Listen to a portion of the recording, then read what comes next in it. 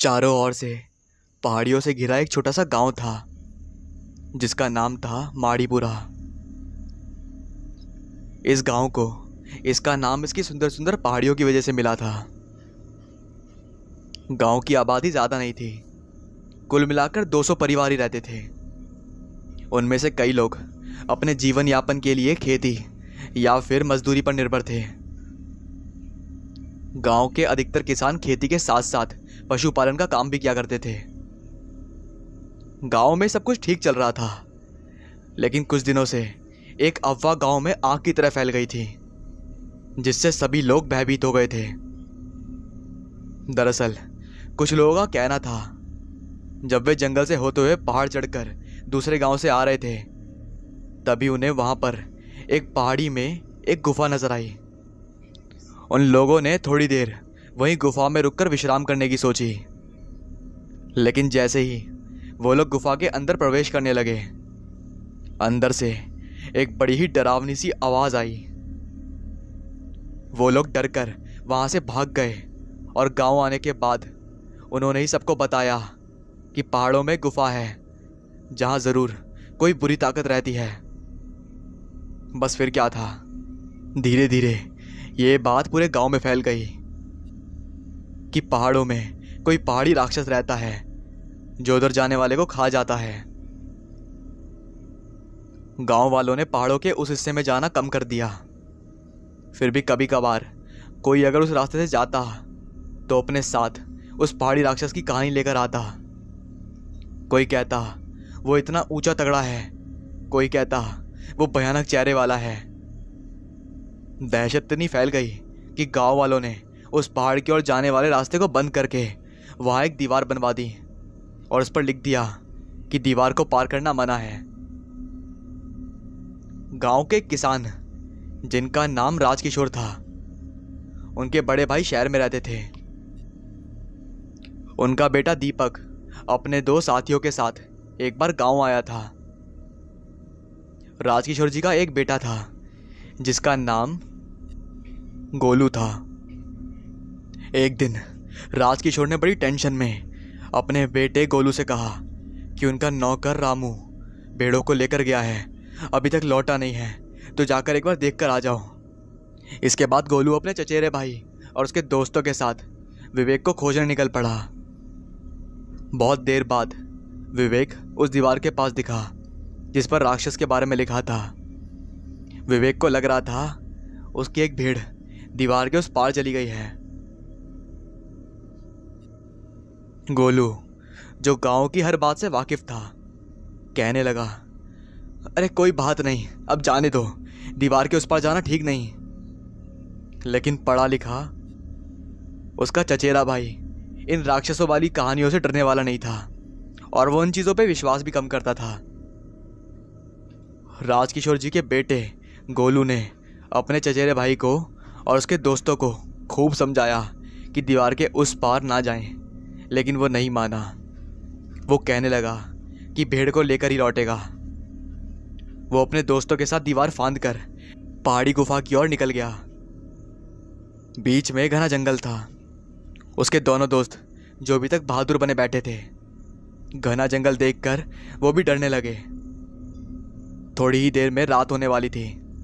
उन्होंने दीपक को वापस लौटने के लिए कहा, पर वो नहीं माना। वो लोग जंगल से पहाड़ी गुफा की ओर बढ़ते ही रहे। भेड़ का अभी भी कोई नामो निशान नहीं मिला था। अब जंगल में साए साए कर हवा चलने लगी और अंधेरा भी घिर आया। अचानक दीपक को लगा किसी ने उसका पांव पकड़ लिया है, लेकिन जब उसने मुड़कर देखा, उसका पांव एक पेड़ की जड़ में फंस गया था। उसके दोनों दोस्त उसके पीछे पीछे आ रहे थे। चलते चलते तीनों गुफा के पास पहुंचे। दीपक के दोस्तों ने उसे एक बार फिर रोका, लेकिन वो कहने लगा, अगर तुम दोनों को डर लग रहा है तो तुम यहां से वापस जा सकते हो, मैं अंदर जाता हूं। इतना कहकर वो धीरे धीरे चोर की तरह बिना आवाज के गुफा में गया। गुफा काफी बड़ी थी, लेकिन वहां अजीब सी गंध आ रही थी। गुफा की ऊपरी दीवार में एक बड़ा सा छेद था जिसमें से चांदनी रात की रोशनी आ रही थी। वैसे तो गुफा में काफी अंधेरा था, लेकिन ऊपर से आ रही रोशनी से दीपक गुफा में देख पा रहा था। अचानक उसका पाँव नीचे गिरी हुई चीज पर पड़ा, जिसकी वजह से चर की आवाज हुई। उसने नीचे देखा तो वहां पर किसी जानवर की हड्डियां थी। हड्डियां देखते ही दीपक के भी पसीने छूट गए। फिर भी हिम्मत करके वो आगे बढ़ा। उसके पैरों से हड्डियों के कुचले जाने की आवाज से गुफा में भी एक हलचल की आवाज आई। दीपक वहीं रुक गया। उसने जोर से आवाज लगाते हुए पूछा, कौन है अंदर? अंदर से एक भारी भरकम आवाज आई, तुम कौन हो? दीपक ने अपना नाम बताया और आगे बढ़ते हुए उसने कहा, मैं पहाड़ी राक्षस से मिलने आया हूं। भारी भरकम आवाज फिर आई, क्यों, तुम्हें पहाड़ी राक्षस से डर नहीं लगता? दीपक ने कहा, नहीं, राक्षस जैसी कोई चीज दुनिया में होती नहीं है। तुम कौन हो और सामने क्यों नहीं आते? दीपक के इतना कहते ही आवाज जैसे चलते हुए उसके सामने आई। एक बहुत ऊंचा, तगड़ा, काले सफेद बालों वाला, बड़े बड़े नाखूनों वाला एक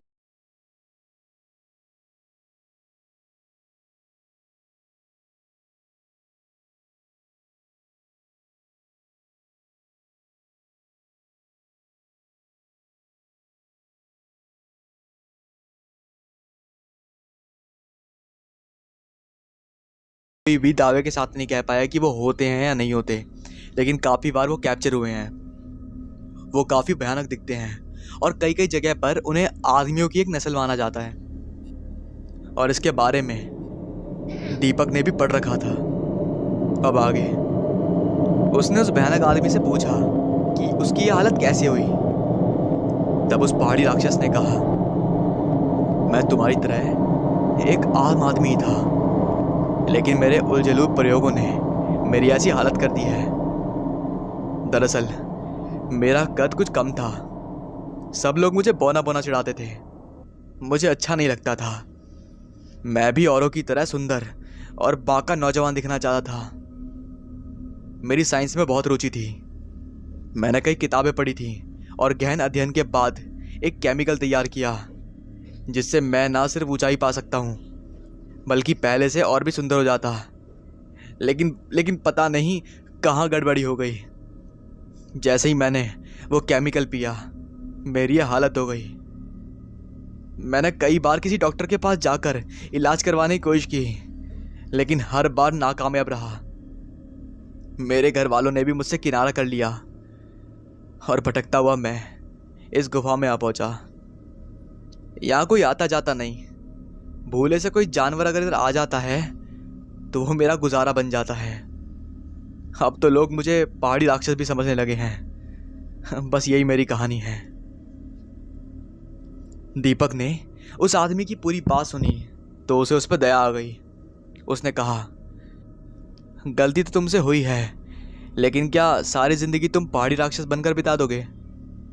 उस आदमी ने कहा, मैं कर भी क्या सकता हूं, अब और कोई प्रयोग करने की हिम्मत मुझ में नहीं है।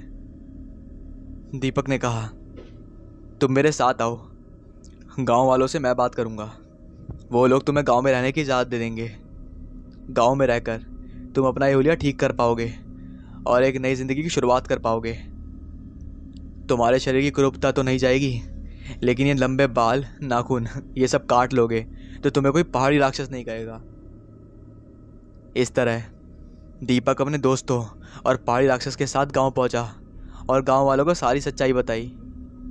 उस दिन के बाद से वो पहाड़ी राक्षस इंसान बन गया। मुझे पता है दोस्तों, ये काफ़ी बेसिक सी कहानी थी और इसे सुन के आपको ज़्यादा मज़ा नहीं आया होगा।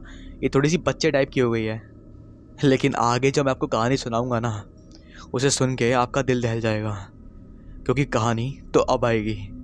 ये दरअसल मेरे से कई बार कमेंट में बोला था येती की कहानी लानी है, येती की कहानी लानी है। मैंने काफ़ी बार खोजा, लेकिन मुझे मिली नहीं येती की कहानी, और येती से मिली जुली एक कहानी मिली मेरे को। तो ये एक कहानी है, कोई एक आप बीती नहीं थी ये वाली। लेकिन आगे जो मैं आपको कहानी सुनाऊंगा वो आप बीती है और बेहद डरावनी कहानी है।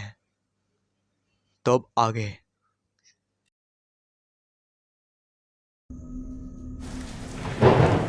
बंदन शहर में रात के करीब 2 बजे थे।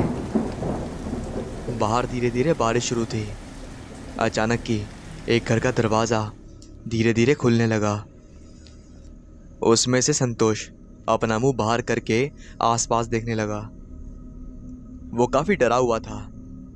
उसके माथे से पसीना बह रहा था। उसके हाथ में छोटा सा बैग था। ऐसा लग रहा था मानो वह किसी से डर रहा हो। उसने आसपास एक और बार नज़र घुमाई और वह धीरे से घर के बाहर निकला।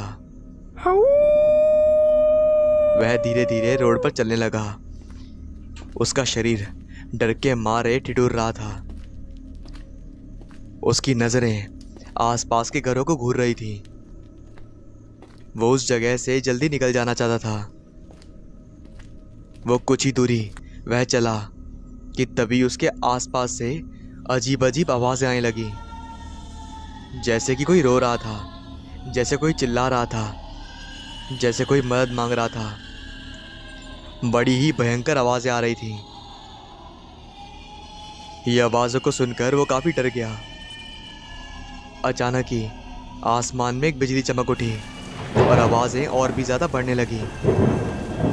ये दर्दनाक आवाज़ें अब संतोष के कानों को चीरने लगी थीं। संतोष ने अपने कानों पर हाथ रखा ताकि वह आवाज़ ना सुन सके, और वह आवाज़ें अभी भी रुक नहीं रही थीं कि तभी उसने देखा कि आसपास के घरों से लाल चमकती डरावनी आंखें उसे ही घूर रही थीं और भयंकर तरीके से चिल्ला रही थीं, यहाँ यहाँ। संतोष तेजी से वहाँ से भागने लगा और वह जहाँ भी जा रहा था वहाँ सभी घरों से ऐसी ही आवाज़ें आ रही थीं। ऐसा लग रहा था मानो कई सारी आत्माएं उसे मिलकर बुला रही हों। वो बड़ी तेजी से भाग रहा था, पर वह काफ़ी थक चुका था। उसे पता नहीं लग रहा था कि वो कहाँ जाए कि तभी एक बड़ी बिजली चमकी और उसके आसपास कई सारी आत्माएं खड़ी थीं। वो सभी की सभी आत्माएं गुस्से से लाल चमकती आंखों से उसे घूरे जा रही थीं। वह काफ़ी गुस्से में लग रही थीं। उनके शरीर से खून बह रहा था। शरीर जला हुआ नजर आ रहा था। उन आत्माओं में छोटे बच्चे भी थे जिनकी आंखें नहीं थीं और एक हाथ कटे हुए थे। उनमें काफ़ी सारी चुड़ैलें औरतें भी थीं जिनके बाल उनके चेहरे पर आकर ढक रहे थे और उनके पैर उल्टे थे और गर्दन से खून बह रहा था। उन आत्माओं में काफ़ी सारे प्रेत पुरुष भी थे। उनका चेहरा आधा कटा हुआ था और उसमें से खून बह रहा था। वह सारी की सारी आत्माएं काफ़ी डरावनी लग रही थीं और वह सभी एक साथ गुस्से से चिल्लाने लगे, यहाँ यहाँ। और वह सभी चारों तरफ से धीरे धीरे उसकी तरफ आगे बढ़ने लगे। संतोष डर से कांपने लगा था। उसकी मौत उसे अपने आंखों के सामने नजर आ रही थी। चारों तरफ भयानक मंजर था। तभी उन आत्माओं की आंखों से खून की धारा बहने लगी। आत्माओं के नाखून धीरे धीरे बड़े होने लगे और वह एक साथ संतोष पर टूट पड़े। उसे नोच नोच के उन्होंने भयंकर तरीके से मार डाला। वह भयंकर रात गुजर गई। अगली सुबह कौशल काफी गहरी नींद में था कि अचानक ही उस पर कहीं से जोरदार पानी गिर पड़ा। वह हड़बड़ाकर उठ खड़ा हुआ। उसने देखा पानी उसकी बहन श्वेता ने डाला था। कौशल गुस्से से लाल पीला हो गया कि तभी उसकी बहन श्वेता बोली, माशा उठिए, सुबह के 11 बज चुके हैं, आप अब तक सो रहे हैं? अबे चुड़ैल, तो तेरा क्या जा रहा है, पानी डालने की क्या जरूरत थी? मुझे कोई जरूरत नहीं है, लेकिन मुझसे पापा ने बोला इसलिए मैं तुझे उठाने आ गई, वरना तुझ जैसे भूत को उठाने में क्यों आती। ज्यादा मुंह चलने लगा है तेरा। तुम्हारी हरकतें ही ऐसी हैं, बेचारा मुंह भी खुद को रोक नहीं पाता तुम्हें डांटने से। हाँ हाँ ठीक है, आता हूँ, ज्यादा बकवास मत करो। हाँ तो आना ही पड़ेगा, पापा ने जो बुलाया है। थोड़ी देर में कौशल खाने के टेबल पर आकर बैठ गया। उसके पापा न्यूज़पेपर पढ़ रहे थे। उसके पापा ने उसकी तरफ देखा और कहा, तो राजकुमार जी उठ गए आप? हाँ पापा, थोड़ी देर हो गई थी रात को सोने में। क्यों, किसी लड़की के चक्कर में पड़ गए हो क्या, जो आजकल रात को देर होती है सोने में? तभी श्वेता ने कहा, अरे नहीं पापा, आपको लगता है कि शैतान को कोई लड़की भाव भी देगी? इतनी भी खराब चॉइस नहीं है लड़कियों की। कौशल ने उसे गुस्से से घूरा और कहा, एक बार मेरी सरकारी नौकरी लग जाने दो, फिर देखना लड़कियों की कैसे लाइन लगेगी। हाँ हाँ, वह तो भगवान जाने कि कब तुम्हें सरकारी नौकरी मिलेगी और कमा कर घर में लाओगे। शादी की उम्र भी हो गई है तुम्हारी। हाँ बेटा, तुमने वह भेजा था ना परीक्षा पास होने के बाद, क्या हुआ उसका? पापा ने पूछा। हाँ पापा, भेजा तो है, पर लगता नहीं है कि मेरा नंबर उसमें लगेगा। लगता है इस बार भी सरकारी नौकरी हाथ से गई। तभी उसकी माँ बोले, बेटा तुमने काफ़ी मेहनत की है, तुम्हें इस बार ज़रूर सफलता मिलेगी। वो बोल रही थी कि तभी घर की डोर बेल बजी। सामने पोस्टमैन एक पोस्ट लिए खड़ा था। जैसे ही कौशल ने पोस्ट खोला, खुशी के मारे वह नाचने लग गया और श्वेता को देखते ही बोला, चुड़ैल, अपनी सहेलियों को बोल देना कि तेरे भाई की सरकारी नौकरी लग गई है, लड़कियों की लाइन लगेगी अब तो। सभी को बहुत खुशी हुई और आखिर कौशल को सरकारी नौकरी लगी गई। पर कौशल को यकीन नहीं हो रहा था कि आखिरकार उसे सरकारी नौकरी कैसे मिल गई। उसका नंबर तो काफ़ी पीछे था और सरकारी पद काफ़ी कम थे, पर भगवान की कृपा देखो, उसको ये नौकरी लग गई थी। उसकी नौकरी जिस शहर में लगी थी, उस शहर का नाम था मंदन। अगली सुबह वह ट्रेन से मंदन शहर जाने निकला। वहाँ के एक सरकारी कार्यालय में उसे नौकरी मिल चुकी थी। वह काफ़ी खुश था, उसके सारे सपने पूरे होने वाले थे। आखिर वो इतने साल से जिस चीज़ के लिए मेहनत कर रहा था, वह चीज़ उसे मिल चुकी थी, सरकारी नौकरी। उसके साथ ट्रेन में एक बुज़ुर्ग उसके पास ही बैठे थे। उन्होंने पूछा, बेटा कहाँ जा रहे हो? अंकल, मेरी सरकारी नौकरी लगी है मंदन शहर में, बस वहीं जा रहा हूँ। ये सुनते ही बुज़ुर्ग हैरान रह गया और बोला, क्या, मंदन शहर में? अरे बाप रे, तुम्हें भगवान ही बचाए अब बेटा। कौशल को ये सुनकर काफ़ी अजीब लगा। अंकल, आप क्यों ऐसी बात कर रहे हैं? क्या है उस शहर में और आप ऐसा क्यों बोल रहे हैं? बेटा, वह शहर नहीं है, शैतानी आत्माओं का घर है, शापित शहर है वो। ये ट्रेन तो शहर के प्लेटफॉर्म पर भी रुकती नहीं है, तुम्हें अगले शहर के स्टेशन पे उतरना पड़ेगा। हाँ हाँ अंकल, मैंने रिजर्वेशन जब करवाया था तब मैंने देखा था कि ये ट्रेन मंदर शहर पर नहीं रुकती है, पर वजह कुछ और भी तो हो सकती है। ऐसा भी हो सकता है कि स्टेशन नया बन रहा होगा और मैं ऐसी बातों को नहीं मानता अंकल। बेटा, बस एक सलाह दूंगा, जैसे अभी जा रहे हो वैसे ही वापस अपने घर लौट जाओ, उस शहर में मत जाओ। बाकी अब तुम्हारी मर्जी, अपना ख्याल रखना, क्योंकि जान से ज़्यादा ज़रूरी सरकारी नौकरी नहीं है।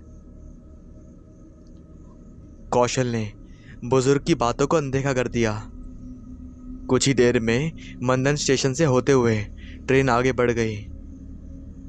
कौशल ने देखा कि पूरा का पूरा स्टेशन वीरान पड़ा हुआ था, वहाँ कोई भी नहीं था और ट्रेन आगे बढ़कर उसके अगले मीनानगरी स्टेशन पर पहुँच गई और हाथों में बैग लिए हुए कौशल उस ट्रेन से उतरा।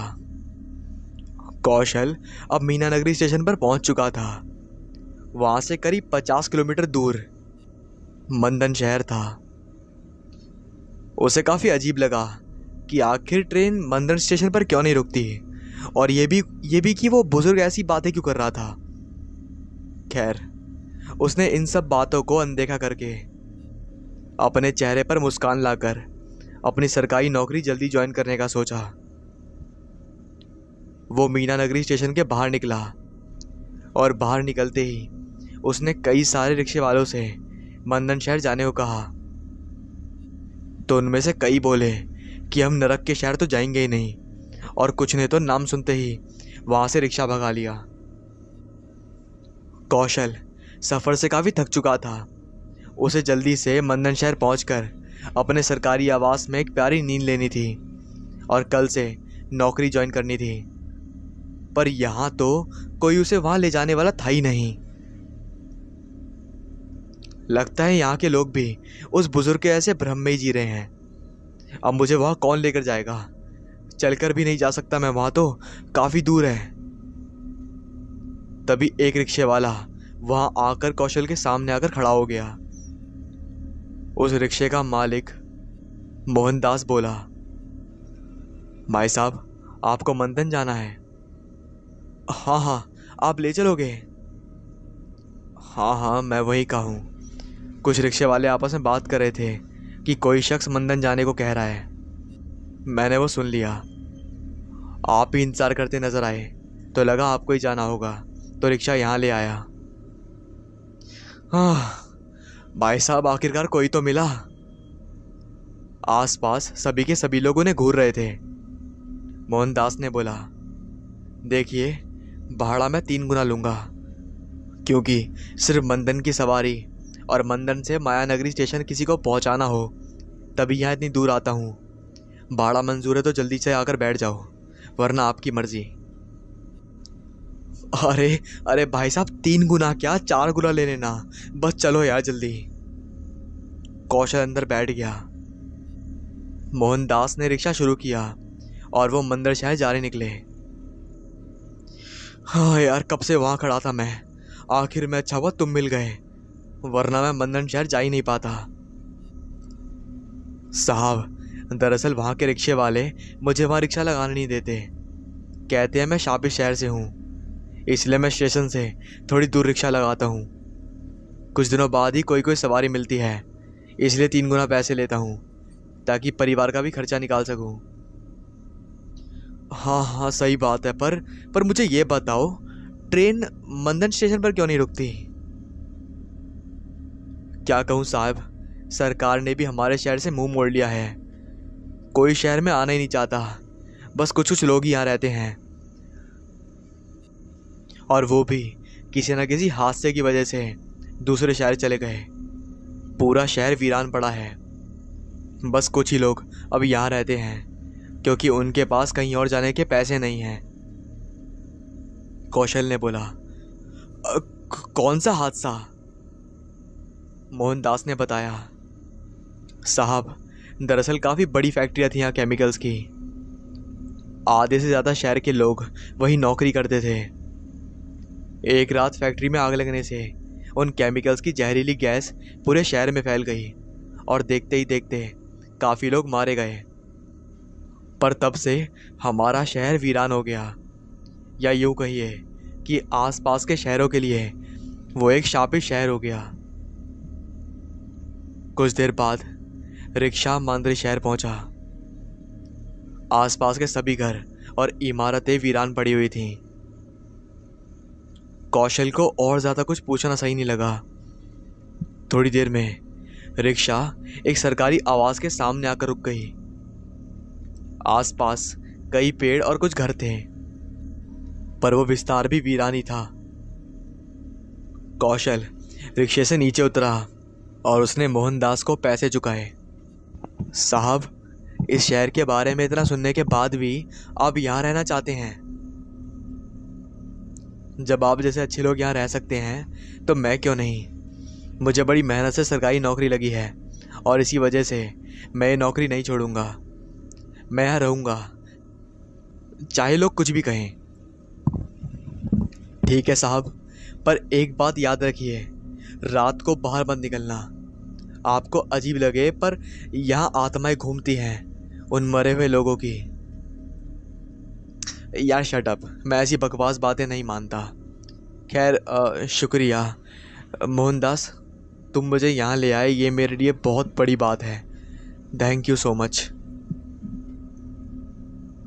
साहब, रात को मत निकलना, बस मेरी इतनी बात याद रखना।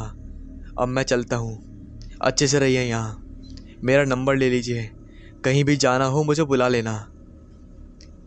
ठीक है, शुक्रिया। कौशल ने नंबर ले लिया और मोहनदास वहाँ से रिक्शा लेते हुए चला गया। तभी अचानक सरकारी आवास का गेट खुला। वहाँ का सेवक रामलाल बाहर आया। तो आप ही हैं वो नए साहब, आइए अंदर। कौशल अंदर आने लगा। उस आवास में उसके और राम के अलावा कोई नहीं था। कौशल ने कहा, इस आवास में और सरकारी लोग नहीं है क्या? रामलाल ने बताया, साहब मुझे तो इस बात का आश्चर्य हो रहा है कि आप यहाँ कहाँ से आ गए। यहाँ कोई सरकारी नौकरी लगने पर भी नहीं आता। ये शहर शापित जो है। रिक्शे वाले ने भी आपको बता ही दिया होगा, कौशल ने बताया। हाँ, पर आप सब भी तो यहाँ रहते हो ना, रामलाल ने बताया। साहब, इस नरक में कौन रहना चाहेगा, बस समझ लीजिए कि मजबूरी है। खैर, मुझे लगा था कि आप भी नहीं आएंगे, पर अब आप आ ही गए हैं तो आइए आपका कमरा दिखा दूं। कौशल और रामलाल एक कमरे में आए। कौशल ने अपना सामान अच्छे से वहां रख दिया। उसने खिड़की खोली।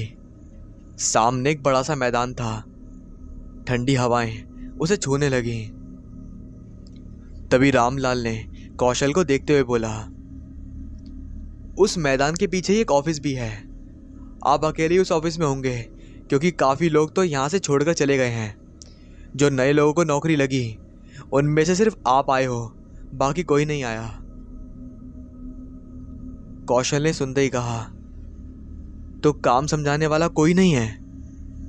रामलाल ने कहा, काम तो यहाँ पर ना के बराबर है, पर ऑफिस में टेलीफोन है। आप दूसरे शहर के हेड ऑफिस में बात कर सकते हैं। वो लोग आपको आपका काम समझा देंगे। और हाँ, आपके खाने पीने का सब मैं देख लूँगा, उसकी चिंता आप मत कीजिएगा। पर शाम को खाना बनाकर मैं यहाँ नहीं रहूँगा, अपने घर चला जाया करूँगा। आपको अकेले ही यहाँ रात को रहना होगा। हाँ हाँ, कोई बात नहीं।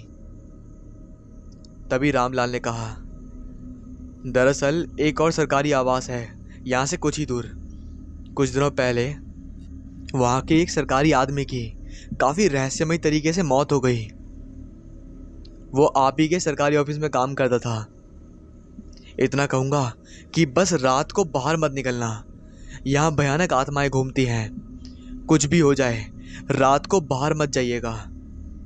इस शहर का कोई भरोसा नहीं, ये नरक है साहब। तभी कौशल ने कहा, और ठीक है ठीक है।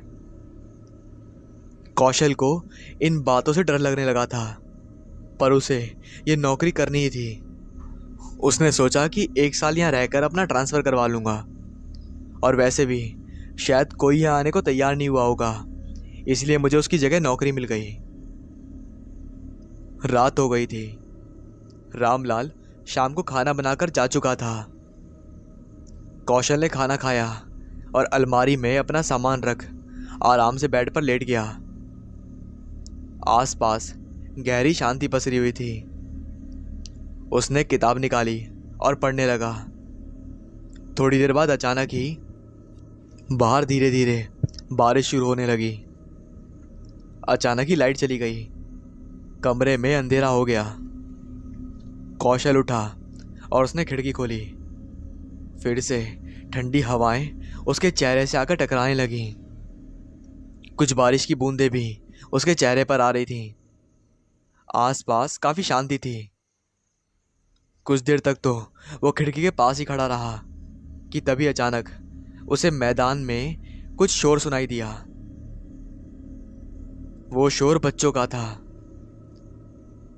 अरे वाह, यहाँ तो बच्चे खेल रहे हैं, मतलब आसपास और भी लोग रहते हैं। हाँ, अच्छा है, इस वीरान शहर में कुछ लोग तो नजर आए। चलो बच्चों से जाकर बात करता हूँ। उसने ठीक से उस मैदान की ओर देखा। बारिश की वजह से ज्यादा कुछ दिखाई नहीं दे रहा था, पर ऐसा लग रहा था मानो कई सारे बच्चे मैदान में खेल रहे हों। उसे कुछ बच्चे दिखे भी। ये देखकर कौशल काफी ज्यादा खुश हो गया। अब बारिश काफी हल्की पड़ रही थी। उसने लालटेन जलाई और उस कमरे से बाहर निकलकर फिर सीढ़ियों से उतरकर उस अंधेरी रात में वो उस मैदान की ओर उन बच्चों को देखने आगे बढ़ने लगा।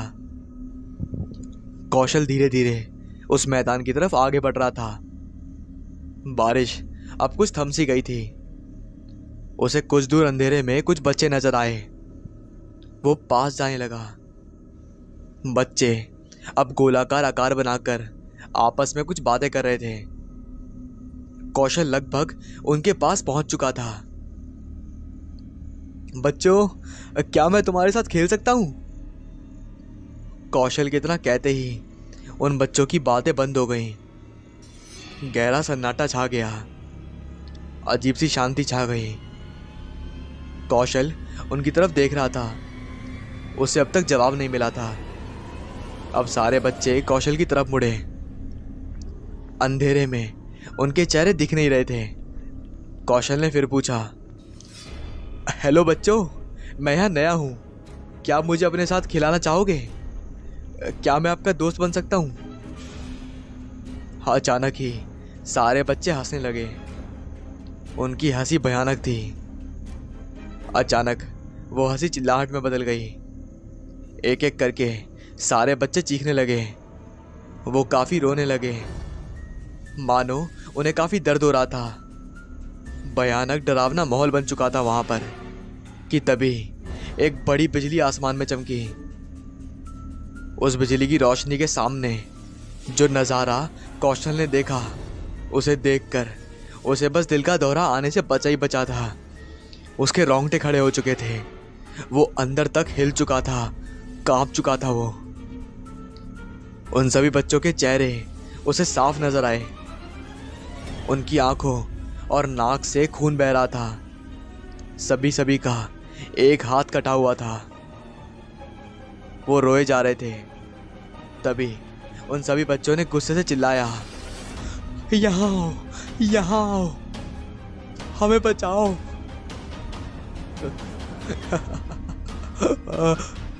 वे कभी हंस रहे थे तो कभी रो रहे थे। वो सब काफी भयंकर था। वो कौशल की तरफ आगे बढ़ने लगे। कौशल काफी ज्यादा सहम गया था, पर उसने हिम्मत जुटाई और वहां से तेजी से अपने घर की तरफ भागा। सभी बच्चों की आत्माएं उसके पीछे चीखते हुए भाग रही थीं। कौशल जान बचाते हुए किसी तरह सरकारी आवास पहुंचा। अपने कमरे में जाकर कमरा और वो खिड़की बंद कर दी। सारी रात बाहर आवाज गूंजती रही। कुछ देर बाद वो आवाजें बंद हो गईं। सुबह सुबह दरवाजा खटखटाने पर अचानक कौशल गहरी नींद से जाग उठा। उसने कमरे का दरवाजा खोला। सामने रामलाल था। कौशल का हाल देखकर रामलाल ने पूछा, साहब आप ठीक तो है ना? कौशल ने पिछली रात की सारी घटना रामलाल को ना बताना ही जरूरी समझा, और उसे ऐसा भी लगा कि शायद यहाँ की ऐसी वैसी बातें सुनकर उसे भ्रम हुआ होगा। वो भ्रम का मानकर खुद को ही दिलासा दे रहा था, क्योंकि कल रात की घटना तो सच में हुई थी, क्योंकि वो ये नौकरी छोड़ना नहीं चाहता था। नाश्ता करके वो रामलाल के साथ ऑफिस पहुंचा। इस बार ऑफिस के रास्ते पर कहीं कहीं उसे कुछ लोग दिखाई दिए। कुछ दुकानें भी खुली हुई नजर आई थी उसे। लोग रह रहे हैं यहाँ, ये तो अच्छी बात है। हाँ साहब, बस कुछ ही लोग हैं इस शहर में, सिर्फ शाम तक ही दिखाई देंगे। किसी से बात भी नहीं करते, अपना काम करते ही घर में कैद हो जाते हैं। क्या करेंगे सर, मजबूरी है। इस नरक में रहना पड़ रहा है, वरना रात को तो आत्माओं का खौफ है। कौशल ने रात की घटना याद करी, पर यह बोल के टाल दी कि आत्मा कुछ नहीं होता। वो काम पर लग गया। हेड ऑफिस से बात कर कुछ फाइल्स पूरी करके अब वो ऑफिस से निकल रहा था। शाम होने में कुछ समय बाकी था। अब कुछ लोग जो वहाँ रहते थे उनका भी दिखना अब रास्ते पर बंद हो गया था। दुकानें भी बंद हो चुकी थी। रामलाल सरकारी आवास पर खाना बनाने चला गया था। कौशल ने ऑफिस बंद किया। उस मैदान की ओर देखा जहां कल रात घटना हुई थी। उसके पीछे ही उसका सरकारी आवास था। वो रोड से होते हुए उसके घर की तरफ जाने लगा कि तभी एक खिलौने वाली गेंद आकर उसके सर पर लगी। उसने देखा एक 2 मंजिला इमारत की खिड़की पे कोई 6 से 8 साल की बच्ची उस गेंद की तरफ देख रही थी। कौशल ने उसे देखकर मुस्कुराया। वो भी उसे देख के मुस्कुराई। कौशल ने वो गेंद उसकी तरफ फेंक दी। वो लड़की और भी ज्यादा खुश हो गई, पर कौशल को लगा कि उस लड़की के पीछे कोई खड़ा था। शायद उसकी माँ थी, पर ठीक से नजर नहीं आ रही थी। अचानक वो खिड़की जहां लड़की खड़ी थी वो बंद हो गई। कौशल को लगा कि शायद रामलाल ने कहा था, वैसे यहाँ के लोगों को मिलना जुलना पसंद नहीं है। वो आगे बढ़ा और कमरे पर आ गया। रात को खाना खाने के बाद वो फिर से अपने कमरे में किताब पढ़ रहा था। उसके मन में कल रात वाली घटना का थोड़ा डर भी था, पर उसमें काफी हिम्मत थी। उसने जाकर खिड़की खोली। हर तरफ अंधेरा और आसपास काफी सन्नाटा था। चांद की हल्की रोशनी में उसने देखा तो मैदान की तरफ उसे वो लड़की जो कौशल को दिखी थी 2 मंजिला इमारत की खिड़की पर, वो अकेली ही उस मैदान में खेलती हुई नजर आई, उसी गेंद के साथ जो कौशल ने उसे वापस दी थी। कौशल ने उसे आवाज लगाई। उस लड़की ने कौशल की खिड़की की तरफ देखा। वो मुस्कुरा उठी और हाथ हिलाने लगी।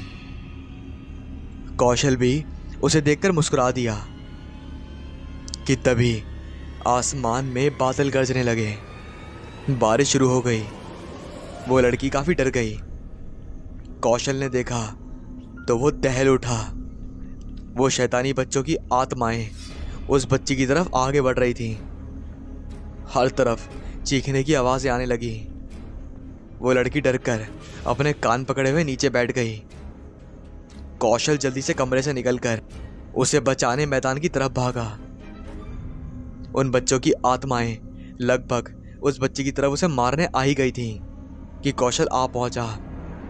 उसने उस डरी हुई बच्ची को उठाया और भागने लगा, पर अचानक ही उसके सामने कई सारी महिलाओं की आत्माएं जिनके लंबे बाल चेहरे तक थे और पैर उल्टे थे, वो सभी गुस्से से रो रही थी और चीख रही थी। आसपास से भी बाकी आत्माएं आने लगी। अब कौशल और वो लड़की फंस चुके थे। बचना अब मुश्किल था। तभी कुछ भभूति जैसा उन आत्माओं पर उड़ा। वैसे ही वो आत्माएं चीखती हुई वहां से गायब हो गई। वहां एक महिला आ पहुंची जिसने काले कपड़े पहन रखे थे और उसने गले में कुछ मालाएं भी डाल रखी थी। बच्ची माँ बोलते हुए उसे लपट पड़ी। उसकी माँ का नाम द्रौपदी था और बच्ची का नाम सकीरा था। द्रौपदी ने कहा, जल्दी चलो मेरे घर, आत्माएं काफी गुस्से में हैं, वो वापस जरूर आएंगी। सकीरा और द्रौपदी के साथ कौशल उनके घर आ गया। दूसरी मंजिल पर बने उनके कमरे में आए। कमरे में दीवारों पर मंत्र लिखे हुए थे और नींबू लटकाए गए थे। द्रौपदी ने कहा, मेरे मना करने के बाद भी तुम बाहर क्यों गई? वो आत्माएं तुम्हें मार देती तो? मैं पूजा में लीन थी, उसका फायदा उठाकर तुम बाहर खेलने निकल गई। हाँ, अच्छा हुआ सही वक्त पर मैं आ गई। माफ कर दो माँ, अब नहीं जाऊंगी।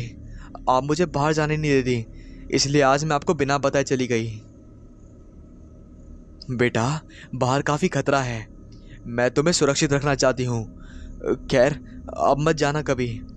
और आपका शुक्रिया, आप बिना देर किए मेरी बेटी को बचाने आ गए। आप है कौन? आपको पहले तो यहाँ कभी नहीं देखा। कौशल ने उन्हें सारी बात बताई। आप यहाँ क्यों रह रही हैं? और ये आत्माएं आपको कैसे नहीं रोक पाई? मुझे अब पूरा यकीन हो गया है कि ये शहर सच में शापित है और यहाँ आत्माओं का वास है।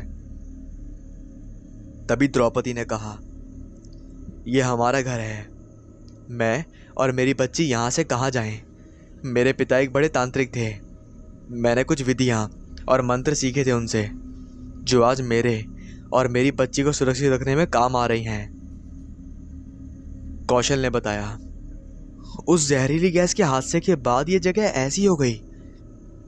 तभी द्रौपदी ने बोला, वो कोई हादसा नहीं था। कौशल ने बोला, मतलब? पूरे प्लान के साथ किया गया षड्यंत्र था वो। सच्चाई सिर्फ मुझे पता है, क्योंकि मेरे परिवार का संबंध उस घटना से सीधे तौर पर जुड़ा हुआ है। क्या हुआ था? क्या है सच्चाई? बताती हूँ। बात करीब 6 साल पहले की होगी। उस हादसे के कुछ ही दिन पहले की बात है।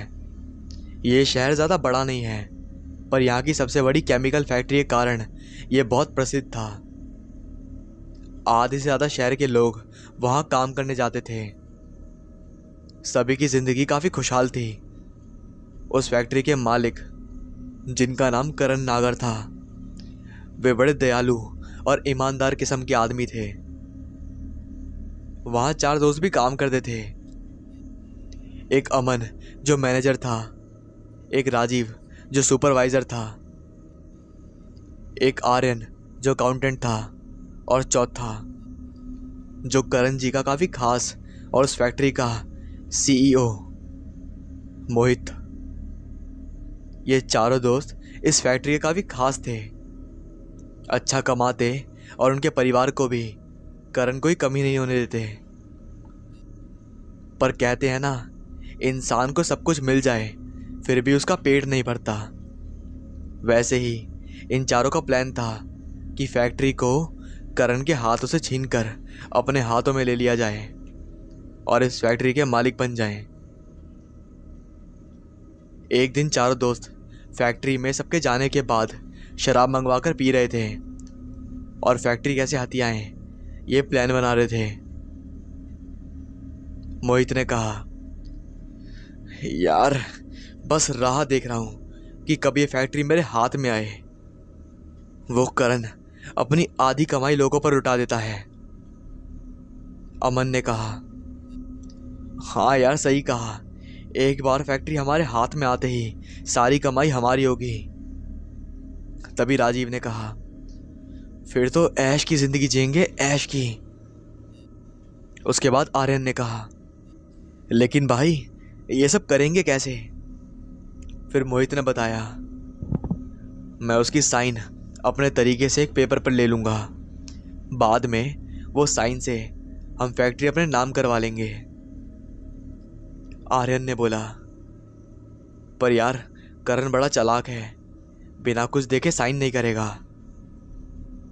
अमन ने कहा, हाँ अगर ये प्लान फेल हो गया तो हमारा क्या होगा? मोहित ने बोला, तो हम उसे मार देंगे। ये सुनते ही थोड़ी देर तो उस जगह पर शांति हो गई। तभी मोहित ने आगे बोलना चालू करा, सोचो उसके मरने से हमें कितना फायदा होगा। करोड़ों में खेलेंगे हम उससे जबरदस्ती साइन करवाकर उसे वहीं मार डालेंगे, क्योंकि ना कोई उसकी औलाद है ना ही कोई परिवार। वो फैक्ट्री हमारी होगी। अमन ने बोला, हाँ पूरे प्लान से हम उसे ठिकाने लगा देंगे, वरना वो ये फैक्ट्री सारे मजदूरों के नाम कर जाएगा। आर्यन ने कहा, ऐसा दिखाएंगे कि उसने आत्महत्या की है और करण के खास होने के नाते वो फैक्ट्री हमारे नाम पर कर गया है, किसी को शक भी नहीं होगा। ये सब सुनते हुए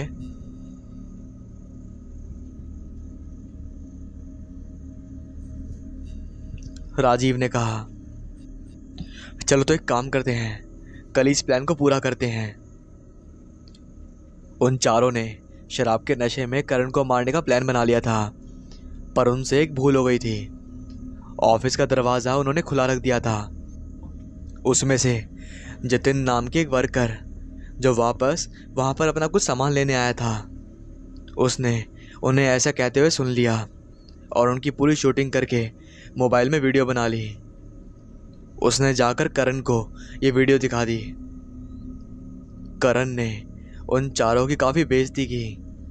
सारे मजदूरों और वर्कर्स के सामने करण ने कहा, मैंने तुम सभी को अपने बच्चों की तरह चाहा, तुम्हें किसी चीज़ की कमी नहीं होने दी। तुमने मुझे ही मारने का प्लान बना लिया, सिर्फ इस फैक्ट्री के लिए। ये फैक्ट्री यहाँ काम करने वाले हर मजदूर की है। तुम शैतानों का यहाँ कोई काम नहीं है। मैं तुम्हें पुलिस में देता, पर तुमने इस फैक्ट्री के लिए काम किया है, इसलिए छोड़ रहा हूँ। निकल जाओ मेरी फैक्ट्री से। अब भूल कर भी इस फैक्ट्री की तरफ नजरें मत उठाना। करण ने उन्हें जाने तो दिया, पर उनका अपमान बहुत किया था। शहर में भी ये बात फैल गई थी। सभी उनकी घृणा करने लगे। उन्हें कहीं काम नहीं मिला। सारा शहर उनसे नफरत करने लगा। बस इसी नफरत के कारण उन्हें अपना बदला लेना था, सिर्फ करण से नहीं, पूरे शहर से। फैक्ट्री में कुछ जहरीले गैस से केमिकल्स बनते थे। बड़े बड़े बॉयलर्स में उन्होंने बॉयलर्स को तबाह करने का प्लान बना लिया, ताकि पूरा शहर उस गैस की चपेट में आ जाए और फैक्ट्री भी तबाह हो जाए। एक दिन होली की छुट्टी के कारण फैक्ट्री बंद थी। बाहर 2 चौकीदार पहरा दे रहे थे। उन चारों ने मिलकर उन दोनों सिक्योरिटी गार्ड को मार दिया और उन्होंने अंदर जाकर बॉयलर्स को पेट्रोल डालकर आग लगा दी। वो वहाँ से भागने वाले थे कि तभी वहाँ विस्फोट हुआ और वो चारों खुद ही उस बिछाए हुए जाल में फंसकर मारे गए। लेकिन इसके बाद फैक्ट्री पूरी तरह बर्बाद हो गई। पूरे शहर में जहरीली गैस फैल गई और देखते ही देखते पूरा शहर तबाह हो गया। अब बस कुछ लोग ही बचे थे जो कि उस शहर में मौजूद नहीं थे उस समय, जिसमें मैं और मेरी बेटी बच गए, क्योंकि तब हम दोनों शहर से बाहर गए थे। जब लौटे तो हर तरफ मौत का मातम था। काफ़ी लोगों ने अपनों को खो दिया था। कौशल ने बताया, तुमने कहा कि इस घटना का संबंध तुमसे जुड़ा है, और वो मरे हुए लोग आत्माएं कैसे बन गए? द्रौपदी ने बताया, मोहित, जो सीईओ था, वो मेरे पति थे। घटना से पहले उन्होंने हमें शहर से बाहर भिजवा दिया था। उनकी काली करतूतों का मुझे पता नहीं लगा। फैक्ट्री से निकालने के बाद उन्होंने मुझसे कहा था कि अब वो सुधर जाएंगे और दूसरे शहर जाकर जिंदगी जिएंगे, पर उनका शैतानी दिमाग तो लोगों को मारने का सोच रहा था। वो हैवान था। रही लोगों की आत्मा बनने की बात, तो मैं तुमसे कहा था कि मेरे पिता एक बड़े तांत्रिक थे। मेरे पिता के पास एक लाल कपड़ों में लिपटी काली शक्तियों का एक काला पत्थर था। उसके साथ एक मंत्रों की किताब भी थी, जिससे वो लोगों की मदद किया करते थे, जिसमें अच्छे बुरे मंत्र सभी थे। मेरे पिता के मरने के बाद वो सब मुझे मिल गया था। मैंने संभाल के उसे रख लिया था, पर मेरे शैतान पति ने किसी तरह वो चुरा लिया और फैक्ट्री में अपने साथ ले गया। उसने किसी तरह उस किताब से बुरे मंत्र पढ़ लिए और उन्हीं बुरे मंत्रों का प्रयोग करके उस पत्थर को फैक्ट्री में रख दिया, ताकि मरने के बाद भी इस शहर के लोगों को सुकून ना मिले और उनकी आत्माएं दर्द से चीखती रहें और भयानक स्वरूप ले लें। कौशल ने कहा, तो इन सब का कोई उपाय नहीं है? द्रौपदी ने कहा, है। अगर वो जादुई पत्थर इस फैक्ट्री से निकलकर पवित्र गंगा जल में मंत्रों के साथ भिगोया जाए, तो ये शाप टूट जाएगा और सभी की आत्माएं मुक्त हो जाएंगी। कौशल ने कहा, तो वो पत्थर तुम क्यों नहीं ले आते उस फैक्ट्री से?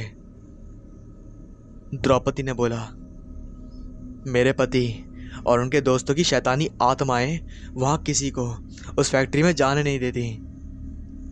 कुछ अधिकारी जब पता लगाने गए कि हादसा कैसे हुआ तो उन अधिकारियों की लाशें मिली थी। उन्हें बुरी तरह नोचकर मार दिया गया था। तब से फैक्ट्री की तरफ भी कोई नहीं जाता। मेरे पति की आत्मा शैतानी हो गई है। कभी कभी मैं सपनों में उसे महसूस करती हूँ। वो मुझे और मेरी बच्ची को उस फैक्ट्री में बुला रहे हैं ताकि हम दोनों को मारकर हमें भी उनके साथ उस फैक्ट्री में कैद कर सकें। मैं अगर अकेली गई उस पत्थर को खोजने और अगर मारी गई तो मेरी बच्ची का क्या होगा? तो क्या कोई उपाय है इस चीज से बाहर निकलने का? द्रौपदी ने बताया। उपाय है तो, मगर कोई हिम्मती इंसान चाहिए साथ में, उसके साथ कुछ लोग भी। मैं जादुई विभूति बना दूंगी ताकि उन आत्माओं को कुछ वक्त तक रोका जा सके। उन चारों की आत्माएं काफ़ी शक्तिशाली हैं। काफ़ी कम वक्त में वो पत्थर खोजना होगा। यहाँ के बाकी बचे लोग किसी से बात भी नहीं करते और मेरी बेटी और मुझसे तो बिल्कुल भी नहीं, क्योंकि हम मोहित का परिवार हैं। इसलिए कोई इस काम के लिए हमारी मदद नहीं करेगा। कौशल ने कहा, मैं करूँगा मदद। द्रौपदी ने कहा, नहीं भैया, आप तो यहाँ के रहने वाले भी नहीं हो। अपनी जान को जोखिम में मत डालो। अच्छा होगा कि तुम इस शहर से चले जाओ। तभी कौशल ने बोला, अब ये मेरा भी शहर है, तुम बस विभूति बनाओ। कुछ लोगों का इंतजाम मैं करता हूँ। हम जाकर वो काला पत्थर ले आएंगे उस फैक्ट्री से। इस शहर को हम फिर से खुशनुमा बनाएंगे। तभी द्रौपदी ने कहा, शुक्रिया, मैं तैयारियां करती हूँ। कौशल ने साथी का जुगाड़ करना शुरू किया। उसने रिक्शे वाले मोहनदास को और अपने सरकारी आवास के सेवक रामलाल को सारी कहानी सुनाई। उन दोनों की मदद मांगी। रामलाल ने कहा, इसमें खतरा तो बहुत है साहब। कौशल ने कहा, हाँ, पर अगर तुम्हें ऐसी ज़िंदगी नहीं चाहिए तो मेरा साथ दो। मैं ये अकेले नहीं कर सकता। मोहनदास ने कहा, हाँ हाँ, वैसे भी मर मर के तो जी रहे हैं। रात को आत्माओं की वजह से घर से निकलना तक मुश्किल है। तभी कौशल ने कहा, हाँ, अगर हम कामयाब हुए तो ये शहर को फिर से नया जीवन मिलेगा।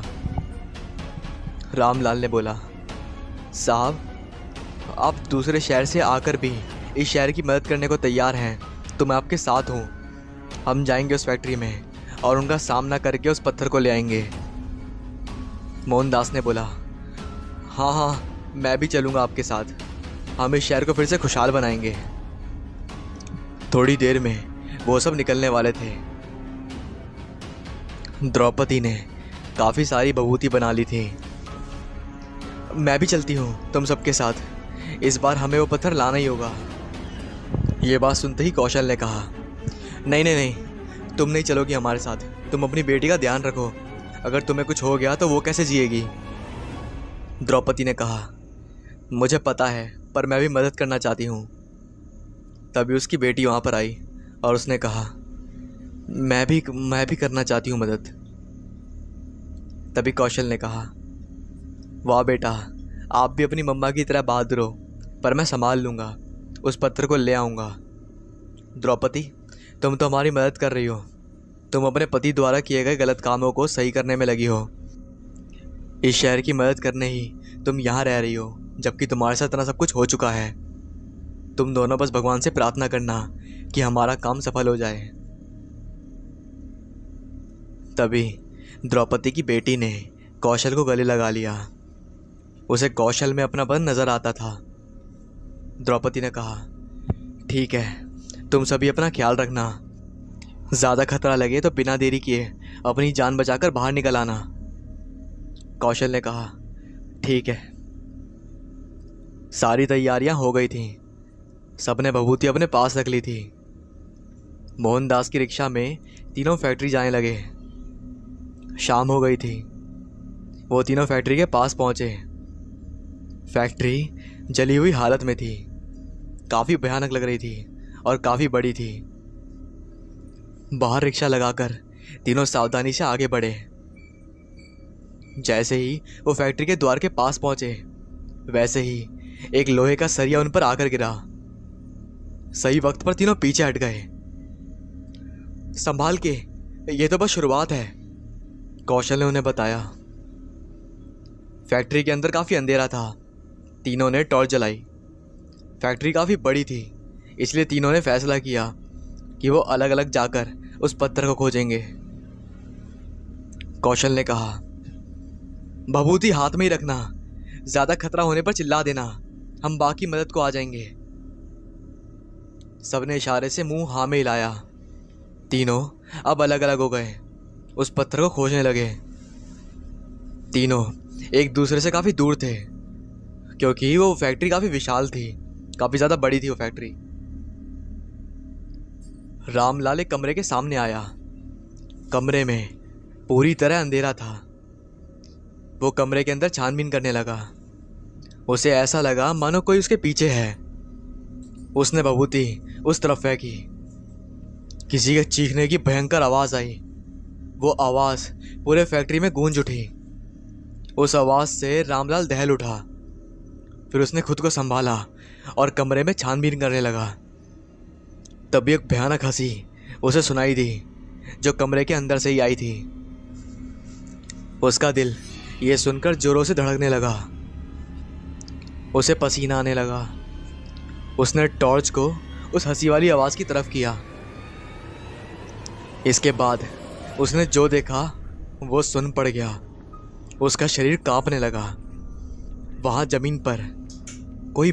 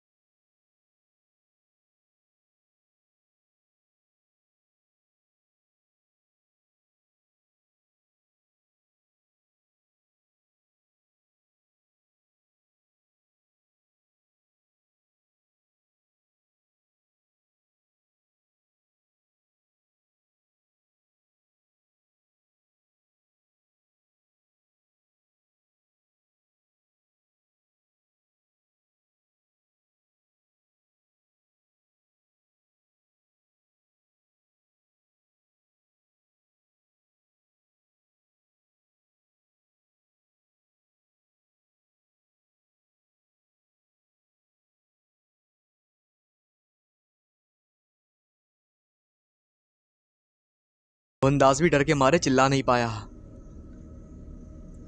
इस तरफ कौशल भी पत्थर की खोज में लगा हुआ था। अचानक ही उसके पैर को किसी चीज से टक्कर हुई। उसने टॉर्च उस चीज की तरफ घुमाई। वो चीज कुछ और नहीं, वही काली शक्तियों वाला पत्थर था। कौशल को वो पत्थर मिल चुका था। वो जोरों से रामलाल और मोहनदास को चिल्लाकर अपने पास बुलाने लगा, पर उसकी आवाज सिर्फ फैक्ट्री पर गूंज रही थी। उसे रामलाल और मोहनदास की कोई आवाज नहीं आई। वो थोड़ी देर चुप रहा। अचानक ही उसे ऊपर से रामलाल और मोहनदास की चीखने की आवाजें आने लगी। कौशल ने टॉर्च ऊपर की तरफ घुमाई। वो सामने का नजारा देखकर सहम गया। ऊपर दो भयानक प्रेत खड़े थे। दोनों ही दिखने में एक भयानक शैतान, और उनका पूरा हुआ जला हुआ शरीर इतना जला हुआ कि जिसमें से खालें टपक रही थी और उसी जले हुए शरीर पर मकड़ियाँ चल रही थीं। आंखें उनकी मगरमच्छ की तरह डरावनी और उनकी जली हुई चमड़ियाँ शरीर से कटकर लटक रही थीं। अब वो ऊपर चिपके दोनों प्रेतों को भी उनके हाथों में जकड़े रामलाल और मोहनदास को लिए हुए उन नीचे खड़े प्रेतों के पास आ गए। वो चारों वही दोस्त थे जो प्रेत बन के इस फैक्ट्री में भी मौजूद थे। कौशल ने बिना देर किए भभूति उनकी तरफ फेंकी, पर तेज हवा आती हुई उसकी भभूति वापस उसी की तरफ आ गई। तभी मोहित प्रेत चिल्लाया, तुम हमें मारना चाहते हो? वो पत्थर हमारी आत्माओं की जिंदगी है, उसे हम तुम्हें यहां से ले जाने नहीं देंगे। ये फैक्ट्री हमारी है। तभी कौशल ने कहा, जो काम तुमने किया है पापी, तुम्हें तो आत्मा के रूप में भी जीने का हक नहीं है। मोहित ने कहा, तेरी बोटी बोटी हम खा जाएंगे। तभी वहां खड़े एक प्रेत ने हमला किया। कौशल भभूति फेंक ही पाता तब तक उस प्रेत ने कौशल को जकड़ लिया। अब तीनों साथी उस प्रेत के हाथों में थे। मोहित ने कहा, मार दो इनको और इनका मांस नोच कर खा जाओ। जैसे ही प्रेत उन्हें मारते तभी भभूति आकर उन प्रेतों पर गिर पड़ी। उसके दर्द से प्रेत उन तीनों को छोड़कर पीछे हट गए। वहां द्रौपदी और उसकी बेटी उनकी मदद के लिए पहुंच गई थी। दोनों माँ बेटी बड़ी हिम्मत दिखा रही थी। द्रौपदी अपने साथ गंगा जल भी लेके आई थी। मोहित, अब तुम्हारी शैतानी ताकत खत्म होगी और तुम्हारे पापों की सजा मिलेगी तुम्हें। कौशल, वो पत्थर मुझे दो। कौशल जल्दी से उस पत्थर को लिए द्रौपदी के पास पहुंचा। चारों प्रेत उन्हें मारने आगे बढ़े, पर रामलाल और मोहनदास ने जल्दी से भभूति ली और उन प्रेतों पर डाल दी और उन्हें रोक दिया। तब तक कौशल ने वो पत्थर गंगाजल में डाल दिया। तभी द्रौपदी कुछ मंत्र बड़बड़ाई और देखते ही देखते वो चारों प्रेत जलने लगे और जलकर भस्म हो गए। सारे शहर में चीखें गूंज उठी। फिर कुछ देर बाद सब कुछ शांत हो गया। पूरा का पूरा शहर आत्माओं से मुक्त हो गया। द्रौपदी ने सबका आभार माना। आखिरकार शहर इस नरक की दुनिया से बाहर निकला। अब शहर में फिर से खुशियां लौट आई थीं। अब सारे के सारे लोग रात को बाहर निकल रहे थे। वहाँ की जिंदगी अब फिर से अच्छी हो रही थी। अब बाहर से भी लोग वहाँ रहने आ रहे थे। ट्रेन भी अब मोहनदरा स्टेशन पर रुकने आ गई थी। बाकी बचे सारे लोग अब खुश थे। कौशल और उसके साथियों ने भी लोगों को समझाने में मदद करी। अब सब कुछ सही था। कौशल वहीं नौकरी करता रहा। कुछ साल बाद उसने द्रौपदी से शादी कर ली और उसकी बेटी का एक पिता की तरह ख्याल रखने लगा। आशा करता हूँ आप सभी को कहानी अच्छी लग रही होगी, और अच्छी लगी तो प्लीज़ सब्सक्राइब करो, लाइक करो और इस कहानी को शेयर करो। राजीव, लंबी ड्राइव हो जाएगी, तुम अकेले हो कल। अर्ली मॉर्निंग निकल जाना, शाम तक पहुंच जाओगे। और रात को जंगल से अकेले खतरनाक हो सकता है, समझे? इसलिए सोच कर ही मत निकलना वहां से। हम सब तो है ना यहाँ पर, चिंता मत करो। पिताजी को आए हार्ट अटैक की खबर से दुखी और घबराए राजीव को ढांढस बंधाते हुए फोन पर काका जी राजीव को समझाए, नहीं काका जी, नहीं, मेरे लिए रात गुजारना कठिन कठिन हो जाएगा। माँ की हालत क्या हो रही होगी मैं अंदाज़ा लगा सकता हूँ। मैं नहीं रुक सकता यहाँ पर। ये कहकर राजीव ने फ़ोन डिस्कनेक्ट कर दिया और निकलने की तैयारी करने लगा। बिहार से नागपुर इतनी दूरी तक का सफ़र उसने कार से तय करने का सोचा और वो निकल पड़ा। रास्ते में बड़े हनुमान जी के मंदिर में दर्शन करके उनके चरणों के सिंदूर से माथे पर तिलक और पचरंगे कलवावे से रक्षा सूत्र बंधवा कर और साथ ही साथ थोड़ा सा सिंदूर पिताजी के लिए कागज में रखकर उस सिंदूर की पुड़िया को कार के डैशबोर्ड में रख लिया। और वो वहां से निकल गया। लगभग 12 बजे होंगे जब उसकी कार घने जंगलों से होते हुए गुजर रही थी। बारिश का मौसम होने के कारण चारों ओर गहरे सन्नाटों को चीरती तरह तरह के जानवरों और झिंगुरों की आवाजें काफी तेज तेज सुनाई दे रही थीं। और साथ में साए साए चलती हवाओं के झोंके से हिलते डुलते पेड़ों के साए भूत प्रेत से भयानक प्रतीत हो रहे थे। दिन के उजाले में जो हरियाली मन को मोह रही थी, वही रात के स्याह अंधकार को और भी खौफनाक बना रही थी। पिताजी की चिंता में डूबे राजीव ने कार की स्पीड बढ़ा दी। कार अब उस घने और खौफनाक जंगल के बीच बह रही एक नदी पर बने पुल के ऊपर से गुजर रही थी, जो बरसात के पानी से उफनती हुई भयानक गर्जना करती हुई बह रही थी। ये रात के करीब 1:30 से 2 बजे का समय होगा कि पुल के बीचों बीच खड़ी 3 परछाइयों पर नजर पड़ते ही राजीव ने एकदम से कार में ब्रेक लगाई। तेज गति से दौड़ रही कार एकदम से मारे गए ब्रेक से चूं की आवाज के साथ झटके से रुक गई।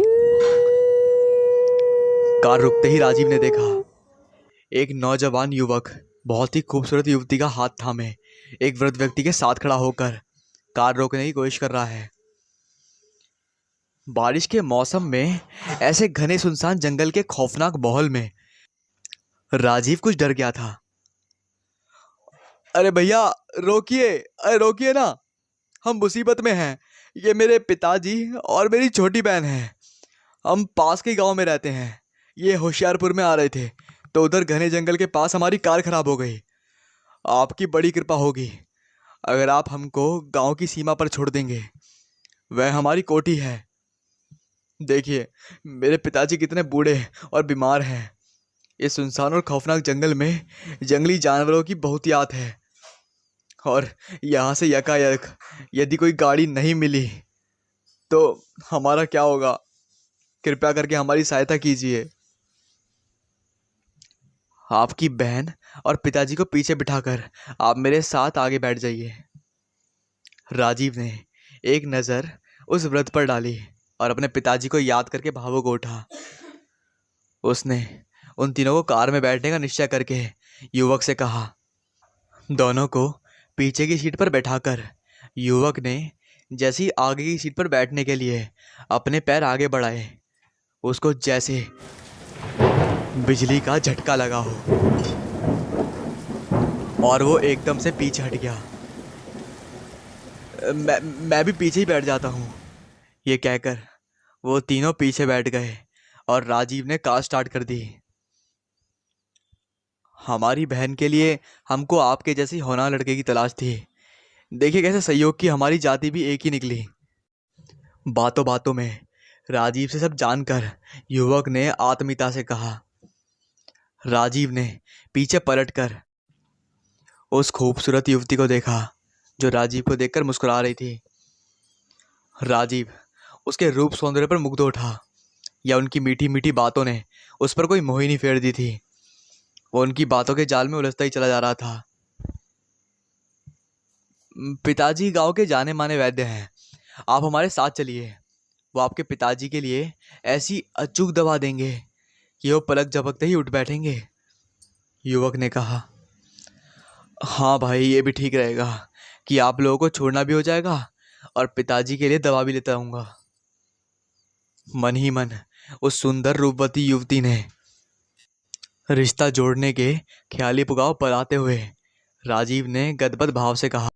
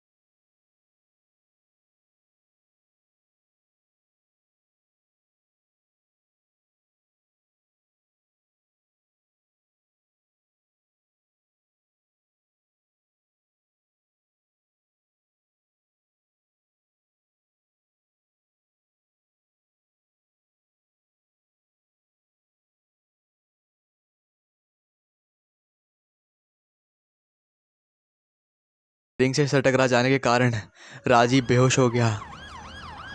सुबह जब उसको होश आया तो उसने खुद को अस्पताल में गांव वालों से घिरा हुआ पाया। साहब, जाने कौन सी दैवीय शक्ति आपके साथ थी जो आप बच गए। सारी बातें सुनकर गांव वालों ने जो किस्सा सुनाया वो सुनकर राजीव भय से कांप उठा। कुछ सालों पहले कार एक्सीडेंट में मारे गए वो तीनों अब शैतानी रूह बनकर खौफनाक घने जंगल से गुजरते राहगीरों को लिफ्ट मांगने के बहाने रोककर उनको अपना शिकार बनाकर उनका खून पीकर अपनी प्यास बुझाते थे। बाद में उन अभागे राहगीरों की कटी फटी विवस्त्र लाशें मिलती थीं। इसलिए रात के समय आसपास के लोग उस जंगल से नहीं गुजरते थे। राजीव समझ गया कि उसके माथे पर लगे हनुमान जी के सिंदूर और हाथ में बंधे रक्षा सूत्र के साथ साथ हनुमान चालीसा ने उन शैतानी खतरनाक रूहों से उसको बचा लिया था। कार के स्टीयरिंग पर बनी माता की चुनरी और डैशबोर्ड में रखे हनुमान जी के सिंदूर से भयभीत होकर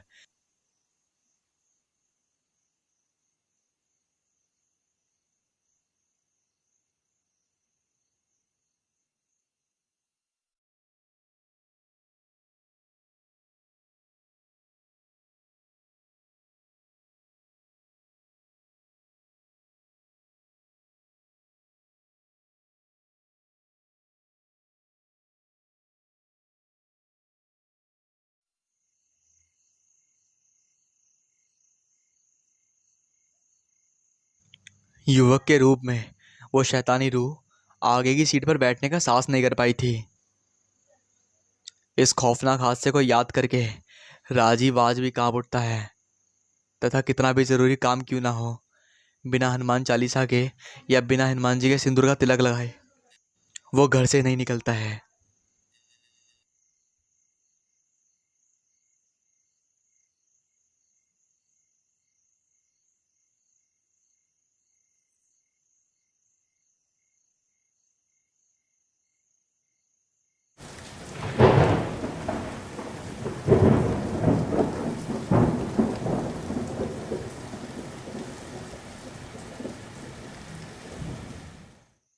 रात के खामोशी भरे सन्नाटे और स्याहे अंधेरे में डूबे पुराने कब्रिस्तान में ताजी दफनाई गई कब्रों पर जलती हुई एक आध मोमबत्तियों की रोशनी में ढूंढ हो चुके सूखे पेड़ों की परछाई कब्रिस्तान की सूखी बड़ी बड़ी घास पर यूं दिखाई पड़ रही थी जैसे कब्रों में दफन मुर्दे गलबिया डाले घूम रहे हों।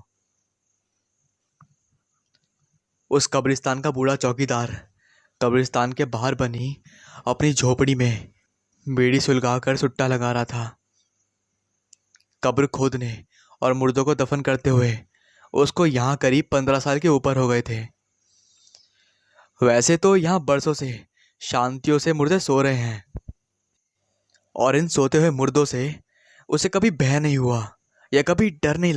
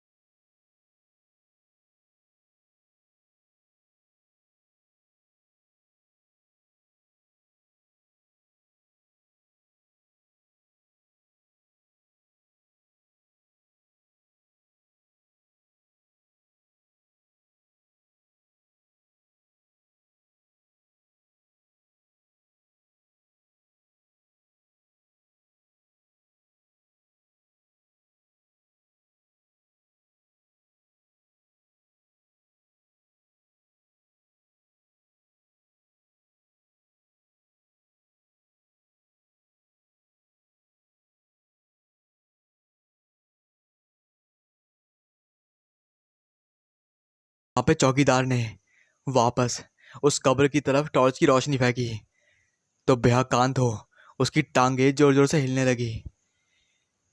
एक बिना धड़ की लाश जिसका एक हाथ और एक पैर भी नहीं था वहां पड़ी हुई थी। उसने देसी दारू से मुंह लगाई और गटगट पी गया। जाने कब उसकी आंखें लग गईं। सुबह उठने पर वो उस कब्र पर गया जहां रात उसने वो कटी पटी बिना धड़ की लाश और किसी को बैठे देखा था। ये कोई नई कब्र थी जो उसकी अनुपस्थिति में दफनाई गई थी। तभी चौकीदार की नजरें बड़ी बड़ी लाल चींटियों की लंबी कतार पर पड़ी जो कब्र के अंदर घुस रही थी। रात का दृश्य याद आते ही उसके बदन में डर से झुरझुरी हो गई। अब उस चौकीदार ने अपने बदले वहां रहे उस दूसरे चौकीदार से पूछा तो उसने कुछ सोचते हुए बताया कि जहां तक मुझे याद है इस बीच तो कोई मुर्दा नहीं आया था। भयभीत सा चौकीदार किसी अनहोनी की आशंका से कांपता पुलिस चौकी गया। वहां के टीआई को सब बताकर सहायता मांगी। पहले तो टीआई ने रिपोर्ट लिखने से मना किया, फिर ना जाने क्या सोचकर वो बोला ठीक है रात को चलता हूं, देखते हैं क्या रहस्य है कब्रिस्तान का। दोनों रात गहराने की प्रतीक्षा करने लगे। रात के दूसरे पहर कब्रिस्तान का डरावना और सड़ावना ठंडा वातावरण और ज्यादा गहराता जा रहा था। और ठीक उसी समय उस बच्ची की हंसने की आवाज आने लगी। दोनों ने छिपकर जो देखा वो देखकर दोनों का खून जम गया। ठंड की सिरन भरी लहर में उनकी रगों में एक गर्मी दौड़ गई। सामने का दृश्य दिल दहला देने वाला था। कब्र खुली पड़ी थी और उस खुली हुई कब्र में टुकड़े टुकड़े में कटी हुई लाश यानी कि तीन तीन लाश पड़ी हुई थी। उन लाशों के कटे हुए सिर के बाल पूरी तरह गल चुके थे। लाशों के सभी कटे हुए टुकड़ों के गले हुए मांस से कीड़े बिलबिला रहे।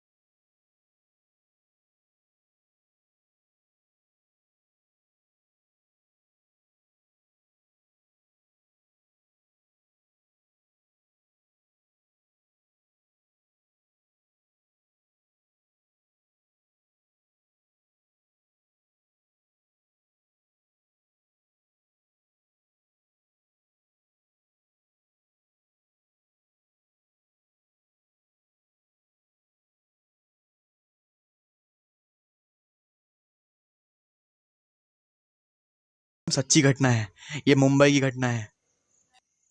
अब सुनिए बच्ची ने क्या बताया। उसके भाई की शादी हुई।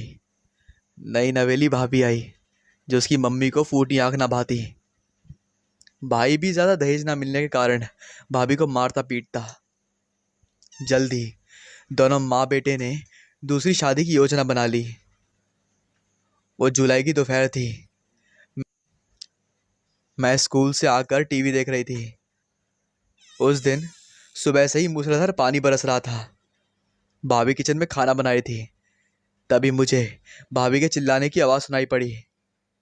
मैं दौड़ कर गई और मैंने देखा कि मम्मी और भाई लंबे चाकू से भाभी को मार रहे हैं। लहूलुहान भाभी तड़प तड़प कर भागने की कोशिश कर रही हैं।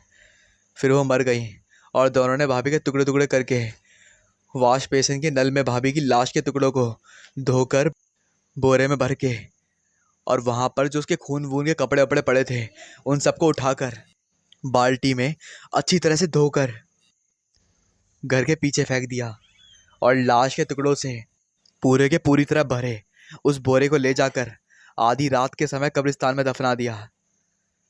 मैं ये सब देखकर बहुत डर गई। उसके 2 दिन बाद से हर रात को मेरे सपने में भाभी की लाश दिखती। वो मुझे उठाकर कब्रिस्तान लाती और फिर मैं वहीं बैठकर सुई से भाभी की लाश के टुकड़ों को सिलती। एक एक कर सारे टुकड़ों को जोड़कर मैंने भाभी की लाश पूरी सिल दी। ये बताते हुए उस बच्चे के चेहरों पर अजीब सी दहशत थी। उसने आगे कहा, रात को मैंने देखा कि भाभी की लाश जो मैंने सिल दी थी वो आई और मम्मी के ऊपर चढ़ के बैठ गई। मम्मी को नोच नोच कर उनके बहते हुए खून को पीने लगी। उसके बाद उसने भाई को भी मार डाला और नोच नोच कर दोनों के छोटे छोटे टुकड़े कर दिए। वो मुझे बुलाती है। हर रात को मैं जाती हूँ कब्रिस्तान में, वहाँ मम्मी और भाई की लाश को सिलती हूँ, लेकिन वो अगले दिन फिर उनके टुकड़े टुकड़े कर डालती है। भाभी और मैं, हम दोनों हंसते हैं, खूब हंसते हैं और फिर उनको सिलते हैं लंबी सुई से। और आएगी भाभी, आ गई, आएंगी, ले जाएंगी रात को मुझे ले जाएंगी मुझे बहुत सारी सिलाई करनी है मुझे, बहुत सारी सिलाई करनी है। बच्ची हंसती गई, हंसती गई। उसका मेंटल अस्पताल में बहुत इलाज कराया, पर जाने कैसे वहाँ से वो भाग निकली और उसी कब्रिस्तान में अपनी भाभी की कब्र के ऊपर मृत पाई गई। उसके हाथों में बोरे सिलने वाली लंबी सुई थी, जिसके छेद में सूखी हुई आंतड़ियों पिरोई गई थी। आधी रात को रहस्यमयी चीखें और हंसी की आवाज़ें अजीब सी फुसफुसाहटों और ससराहटों को अपने भीतर लिए वो कब्रिस्तान बिल्कुल वीरान पड़ा रहता है। अब वहाँ मुर्दों को दफनाने भी कोई नहीं चाहता। दोस्तों, इस कहानी के एंड में मैं आपको एक बात बताना चाहता हूँ। इसमें जो ये किस्सा था, ये लड़की सही में एक साइकोलॉजी की पेशेंट थी, ठीक है, एक दिमाग की पेशेंट थी। इसने ये जो इन्वेस्टिगेटर्स होते हैं उन्हें बताया था ये सब कि ऐसा ऐसा होता है। एंड रियलिटी में जैसे इन्हें बताया था वैसा हुआ भी था। बट इसमें कितनी सच्चाई है कितनी नहीं, ये पुख्ता सबूत नहीं है। ये केस दर्ज तो है बट पुख्ता सबूत नहीं है, क्योंकि आपको पता ही है कि हमारी जो सोसाइटी है उसमें भूत प्रेतों पर कोई यकीन नहीं करता और सिर्फ एक दायरे में रखा जाता है इन सब चीज़ों को। चलो अब आगे बढ़ते हैं।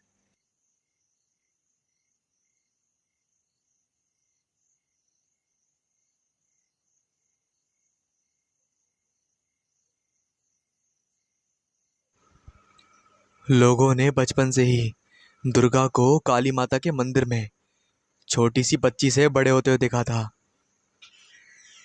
कहते हैं 17 साल पहले नीरव रात्रि के तीसरे पहर वो एक फूलों की डालियों में काली मंदिर के पुजारी को मिली। कई दिनों तक जब उसे कोई लेने नहीं आया तो कोई संतान ना होने की वजह से पुजारी राजवीर, जिनका कि विवाह भी नहीं हुआ था, उन्होंने दुर्गा को काली माता का प्रसाद समझ लिया। और इस तरह दुर्गा वही मंदिर में अपने बाबूजी की तरह माता की सेवा करती। स्कूल की पढ़ाई के साथ ही साथ वो पुजारी जी से माँ काली की उपासना और साधना करने की शिक्षा ग्रहण करती। राजवीर जी बूढ़े हो चले थे। अब तो सिर्फ मंदिर में दुर्गा ही अब माँ काली की सेवा और सुश्रुपा करती। आरती पूजा अर्चना इन सब के करने के साथ ही माँ का इतना मनमोहक श्रृंगार श्रृंगार करती कि लोग उन्हें देखते ही मंत्रमुग्ध हो जाते। ऐसा ही एक दिन दुर्गा मंदिर में काली माँ की आरती के पश्चात ध्यान में बैठने जा रही थी कि तभी उसने देखा कि एक लड़की, जो देखने में बिल्कुल सेम दुर्गा की हम उम्र थी, और वो मंदिर के अंदर प्रवेश कर रही थी। उसने अपने चेहरे पर दुपट्टा लपेट रखा था। उसके शरीर पर जमे मैल और कपड़ों से प्रतीत होता था मानो महीनों से उसने स्नान नहीं किया हो। हाथ पैरों के नाखून बढ़ रहे थे, जिनके अंदर काला मैल भरा हुआ था। पहली दृष्टि तो दुर्गा को यही लगा कि कहीं कोई भिखारन होगी जो भीख के लालच में मंदिर के भीतर घुस आई है। दुर्गा ने प्रश्न भरी नजरों से उस लड़की को देखा। अरे, अरे सुनो, तुम्हें क्या चाहिए? दुर्गा ने उससे पूछा। मैं काली माता की साधना करती हूँ और यहाँ साधना करने आई हूँ, वो बोली। अरे बेटा, तुम दिखती तो समझदार हो। क्या क्या तुम नहीं जानती कि मंदिर में बिना स्नान किए नहीं आना चाहिए? तुम्हारे वस्त्र देखो, कितने मैले कुचले हो रखे हैं। वहीं पर महाकालेश्वर को जल से अभिषेक कर रही एक बुजुर्ग महिला ने उस लड़की को कहा। तभी दुर्गा ने पूछा, तुम कौन हो? उस लड़की ने बताया, Radha. I am Radha. I belong to an educated and cultural family. Okay. फर्राटेदार इंग्लिश में उसको बोलता देख वहां खड़े दर्शनार्थी दांतों तले उंगली दबाकर रह गए। दुर्गा भी उस मैली कुचली सी लड़की को ऐसे इंग्लिश में बोलते देख अब पक देखती रह गई। वो लड़की आगे बढ़कर मंदिर के कोने में आंखें बंद करके ध्यान की मुद्रा में बैठ गई। अचरज से उसको देखती हुई दुर्गा भी अपना आसन बिछा कर ध्यान करने लगी। दुर्गा काली माँ का ध्यान करने के पश्चात जब आंखें खोलती है तो वो लड़की, जिसने अपना नाम राधा बताया, वहीं पर बैठकर आंख बंद कर कर अस्पष्ट आवाज में कुछ बुदबुदा रही है। उसका चेहरा दुपट्टे से ढका होने की वजह से दुर्गा को सिर्फ उसकी आंखें दिख रही हैं। राधा ने दुपट्टे को सर के ऊपर से लेकर पूरे मुंह को ढक रखा था।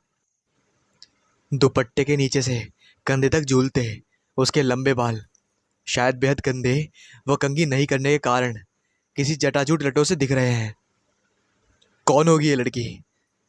बोलचाल से तो पढ़ी लिखी लगती है, लेकिन भिखारन सा वेश धरा क्यों है इसने? मंदिर में भक्तों के बिखेरे हुए धूपबत्ती और अगरबत्ती के पैकेट को समेटते हुए दुर्गा मन में ये सोच रही थी। दुर्गा, ओ दुर्गा बेटी। बाबूजी की पुकार सुनकर दुर्गा मंदिर के बगल में ही बने अपने घर के भीतर चली गई। लौटकर वापस आने पर देखा राधा मंदिर की जालियों से आ रही धूप में खड़ी हुई है। दुर्गा ने ध्यान से राधा की तरफ देखा। उसने चितकबरे से कलर का लोअर और पतली सी टी शर्ट पहन रखी थी, जिनसे बदबू आ रही थी। वो जनवरी की बेहद सर्द सुबह थी और राधा ने पुराने और फटे हुए कपड़े पहन रखे थे, जिसकी वजह से उसे ठंड होने का बहुत ज़्यादा खतरा था, क्योंकि बाहर बहुत ठंडी ठंडी हवा चल रही थी। और शायद इसी वजह से वो जालियों से टिककर खड़ी गुनगुनी धूप से अपने कपकपाते शरीर पर गर्माहट लाने का प्रयास कर रही थी। राधा की दृष्टि भी जैसे दुर्गा पर पड़ी, वो निगाहों ही निगाहों में मुस्कुरा दी। कुछ खाने को मिलेगा? राधा ने पूछा। हाँ, क्यों नहीं। दुर्गा ने काली माँ के भोग में से हलवा पूड़ी निकालकर एक दोने में रख राधा की तरफ बढ़ा दिया। दुर्गा ने देखा राधा की बड़ी बड़ी और खूबसूरत आंखें हैं। राधा ने अपने मैल जमे गंदे हाथों से दोना पकड़ लिया और बाहर निकल के मंदिर की सीढ़ियों पर बैठकर खाने के पश्चात वहीं लगे प्याऊ से पानी पीकर दुर्गा की तरफ कलाने का इशारा करके चल पड़ी। अरे, ये तो नंगे पांव जा रही है। दुर्गा ने मन ही मन बोला। राधा अपने आप में काफी रहस्यमयी थी। दुर्गा के मन की जिज्ञासा उसके इस रहस्यमयी और समझ ना आने वाले नेचर को जानने का पूरा प्रयास कर रही थी, और वो चाहती थी कि वो राधा को और जाने। रह रहकर वो बस राधा के बारे में ही सोच रही थी।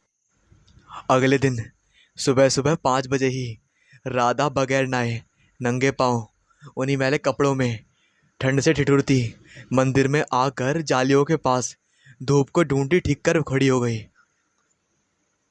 जय माता दी राधा, ठंड लग रही है? उस तरफ धूप 9 बजे तक आती है। धूप में खड़ी होना चाहो तो बाहर सीढ़ियों पर आ जाओ, दुर्गा ने मुस्कुराकर कहा। जय माता दी, प्रत्युत्तर में राधा भी दुपट्टे के अंदर से मुस्कुराई। नहीं, ठंड उतनी नहीं लग रही है, हमारी साधना में ये सब गौण होता है, वो बोली। अगर तुम बुरा ना मानो तो क्या मैं पूछ सकती हूँ कि तुम ऐसी कौन सी साधना कर रही हो जो बिना स्नान नदी के मैले वस्त्रों में इतने अपवित्रता के साथ की जाती है? मैंने तो माँ काली की ऐसी किसी साधना के बारे में नहीं सुना, दुर्गा ने उत्सुकता के साथ पूछा। अरे ये शमशान साधना होती है, तांत्रिक साधना भी कह सकती हो इसे। कुछ देर की चुप्पी के बाद राधा ने धीरे से कहा।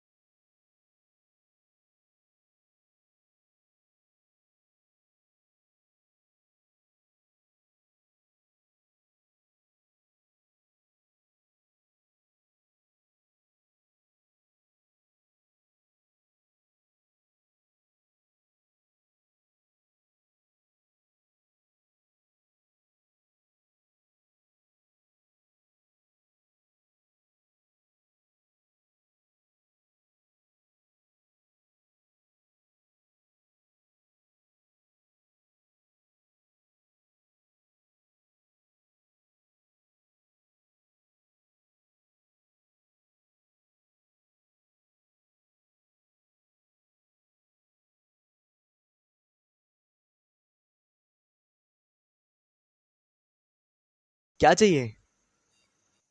पुजारी जी ने पूछा। वो दुर्गा की याद जानते थे कि अगर वो चुपचाप आकर उनके करीब बैठ जाए, इसका मतलब उसको कुछ चाहिए होता। वो मुंह से ना बोलकर बस खामोशी से बाबूजी के पास आ जाती। नहीं बाबूजी, कुछ नहीं चाहिए, दुर्गा ने कहा। अरे तुम्हारे बचपन की आदत है बेटी, बताओ क्या बात है, पंडित ने दुर्गा के सर पर प्यार से हाथ फेरते हुए कहा। बाबूजी, क्या माताजी की पूजा अपवित्र होकर बिना स्नान किए भी की जा सकती है? ये शमशान साधना क्या होती है? दुर्गा ने राधा के बारे में बाबूजी को बड़ी गहराई से बताया। बेटी, साधना कई प्रकार की होती हैं। एक तो वो जो तन मन का शुद्धिकरण करके माँ के सौम्य स्वरूप का ध्यान करके पवित्र स्थलों पर की जाती है। जैसे कि ये मंदिर है, यहाँ पर तुम जो ध्यान करती हो पवित्र होकर, वो एक पवित्र साधना है। ठीक है, जो मैं या तुम फिर या फिर दूसरे गृहस्थ करते हैं, ये सबसे सरल साधना होती है। इसी का दूसरा रूप है जो कि साधक किसी पवित्र या फिर एकांत स्थान जैसे कि पर्वत या तीर्थ स्थल पर करते हैं, जिसमें उनकी कुंडलिनी जागृत होती है। हमारे शरीर में 7 चक्र होते हैं, उन्हें जगाने के लिए माँ के ध्यान करा जाता है। ये 2 साधना हो गई, लेकिन इन सब से हटके एक साधना ऐसी भी होती है जिसे अघोरी लोग करते हैं, जो कि संसार से विमुख होकर शमशान में रहकर माँ को प्रसन्न करने के लिए साधना करते हैं। शमशान साधना में शवपीठ की पूजा करके साधना करी जाती है, और साधक शव साधना शमशान में शव के ऊपर खड़े होकर करते हैं। इस साधना के मूल में माँ काली का शिव के ऊपर पैर रखकर खड़ा रौद्र रूप होता है। बेटी, अघोरी शिव को कहा जाता है। ये अघोरी साधु गौ मांस छोड़कर सब प्रकार के मांस का भक्षण करते हैं। ये मरे हुए व्यक्ति का मांस भी खाते हैं और मल भी खाते हैं, जिससे सामान्य मनुष्य घृणा करते हैं। अघोरी उन सभी को अपनाते हैं। बाबूजी, ये तो बड़ी कठिन साधना है। दुर्गा बड़े चौकन्ने से सब सुन रही थी। हाँ बेटी, कोई नॉर्मल इंसान ये साधना नहीं कर सकता, क्योंकि कई साधक इस साधना का प्रयोग बुरी शक्तियों को पाने के लिए भी करते हैं। सिद्धियां अगर मानव भलाई के लिए प्राप्त की जाएं तो शुभ फल प्रदान करती हैं, और अगर इन सिद्धियों का दुरुपयोग किया जाए तो विनाशकारी साबित होती हैं। इसके अलावा सच्चे और झूठे का भी भेद भी पता होना चाहिए। आजकल लोगों की भावनाओं का फायदा उठाकर झूठे और ढोंगी बाबाओं की भी कमी नहीं है, बाबूजी ने कहा। उसके बाद दुर्गा ने पूछा, बाबूजी, राधा तो उम्र में मुझसे छोटी ही होगी, उन जैसी पढ़ी लिखी लड़की इन सब के चंगुल में कैसे फंस गई? बिटिया, यदि कल वो आती है तो तुम उससे उसके माता पिता और परिवार के बारे में पूछना, शायद कुछ जानकारी मिले। मैं पूछूंगा तो क्या पता वो यहाँ आना ही बंद कर दे। जी बाबूजी, मैं पूछ लूंगी। अगले दिन दुर्गा ने सुबह काली माँ की पूजा करने के बाद आरती कर ली। राधा आज अभी तक आई नहीं थी। दुर्गा का आज ध्यान में मन नहीं लग रहा था। उसका मन तो राधा में अटका हुआ था। तभी दूर से राधा धीरे धीरे आती हुई दिखाई दी। थोड़ा करीब आने पर दुर्गा ने देखा कि उसके पैर से खून बह रहा है, जिसके कारण वो ठीक से चल भी नहीं पा रही थी। जय माता दी राधा, क्या बात है? आज तो तुम्हें देर हो गई आने में, और ये पैर में कैसे लग गई? दुर्गा ने पूछा।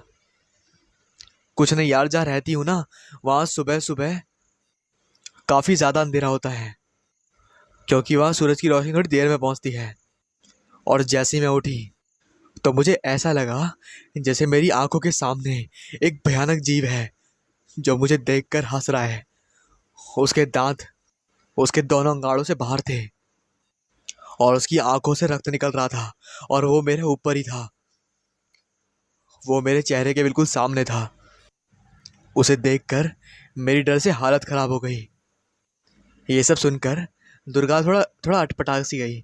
उसने बोला, अरे राधा, ये तेरा वहम होगा, क्योंकि तू बिल्कुल भी नहाती नहीं है और तू शमशान साधना भी कर रही है। तो हो सकता है कि उसके फलस्वरूप कुछ ऐसा हुआ होगा जो तेरा मन तेरे को डरा रहा है, क्योंकि साधना में तो ऐसा होता ही है। उसने कहा, हाँ ये भी हो सकता है। अब वो दर्द को पीती हुई जबरन मुस्कुराई। उसके बाद राधा वही ध्यान की मुद्रा में बैठ गई। दुर्गा महसूस कर रही थी कि राधा ध्यान करने के बहाने आने जाने वाले दर्शनार्थियों को चुपके से थोड़ी आंखों खोलकर कनखियों से देख रही है। दुर्गा को अजीब सा लगा। वो बैठकर प्रसाद देती हुई राधा की हरकतों को देख रही थी। आधा घंटा ध्यान करके राधा ने बुदबुदाते हुए उंगलियों पर गिनकर कुछ जाप किए, फिर उठकर जालियों से आ रही धूप के सामने खड़ी हो गई। राधा, अगर तुम बुरा ना मानो तो क्या मैं जान सकती हूँ, इतनी पढ़ी लिखी होकर इतनी कम उम्र में तुम इस प्रकार की साधना क्यों कर रही हो? क्या मैं तुम्हारे जीवन के बारे में जान सकती हूँ? तुम्हारे माता पिता कहाँ हैं उनको तुम्हारी साधना के बारे में कोई जानकारी है या नहीं? दुर्गा ने काफी विनम्रता से पूछा। दीदी, आपके भक्ति भाव और आपके चेहरे के सात्विक तेज के कारण मेरे दिल में आपके लिए बड़ी रिस्पेक्ट और आदर है। मैं जरूर बताऊंगी अपने बारे में। राधा ने काफी सोच समझकर दुर्गा की तरफ देखकर कहा, दरअसल हम उज्जैन के रहने वाले हैं। मेरे पापा, जो कि बहुत बड़े बिल्डर थे, भाई भी पापा की कंस्ट्रक्शन कंपनी के कामों में हाथ बटाते थे। मैंने मुंबई से एनिमेशन और ग्राफिक डिजाइनिंग का कोर्स किया और वहीं एक टीवी चैनल में एनिमेटेड फिल्मों के लिए काम करने लगी। सब कुछ अच्छा चल रहा था कि तभी पापा की कंस्ट्रक्शन कंपनी लॉस में जाने लगी। पापा समय पर अपने प्रोजेक्ट कंप्लीट नहीं कर पाए, जिसकी वजह से फाइनेंसर का उन पर पैसों का दबाव पड़ने लगा।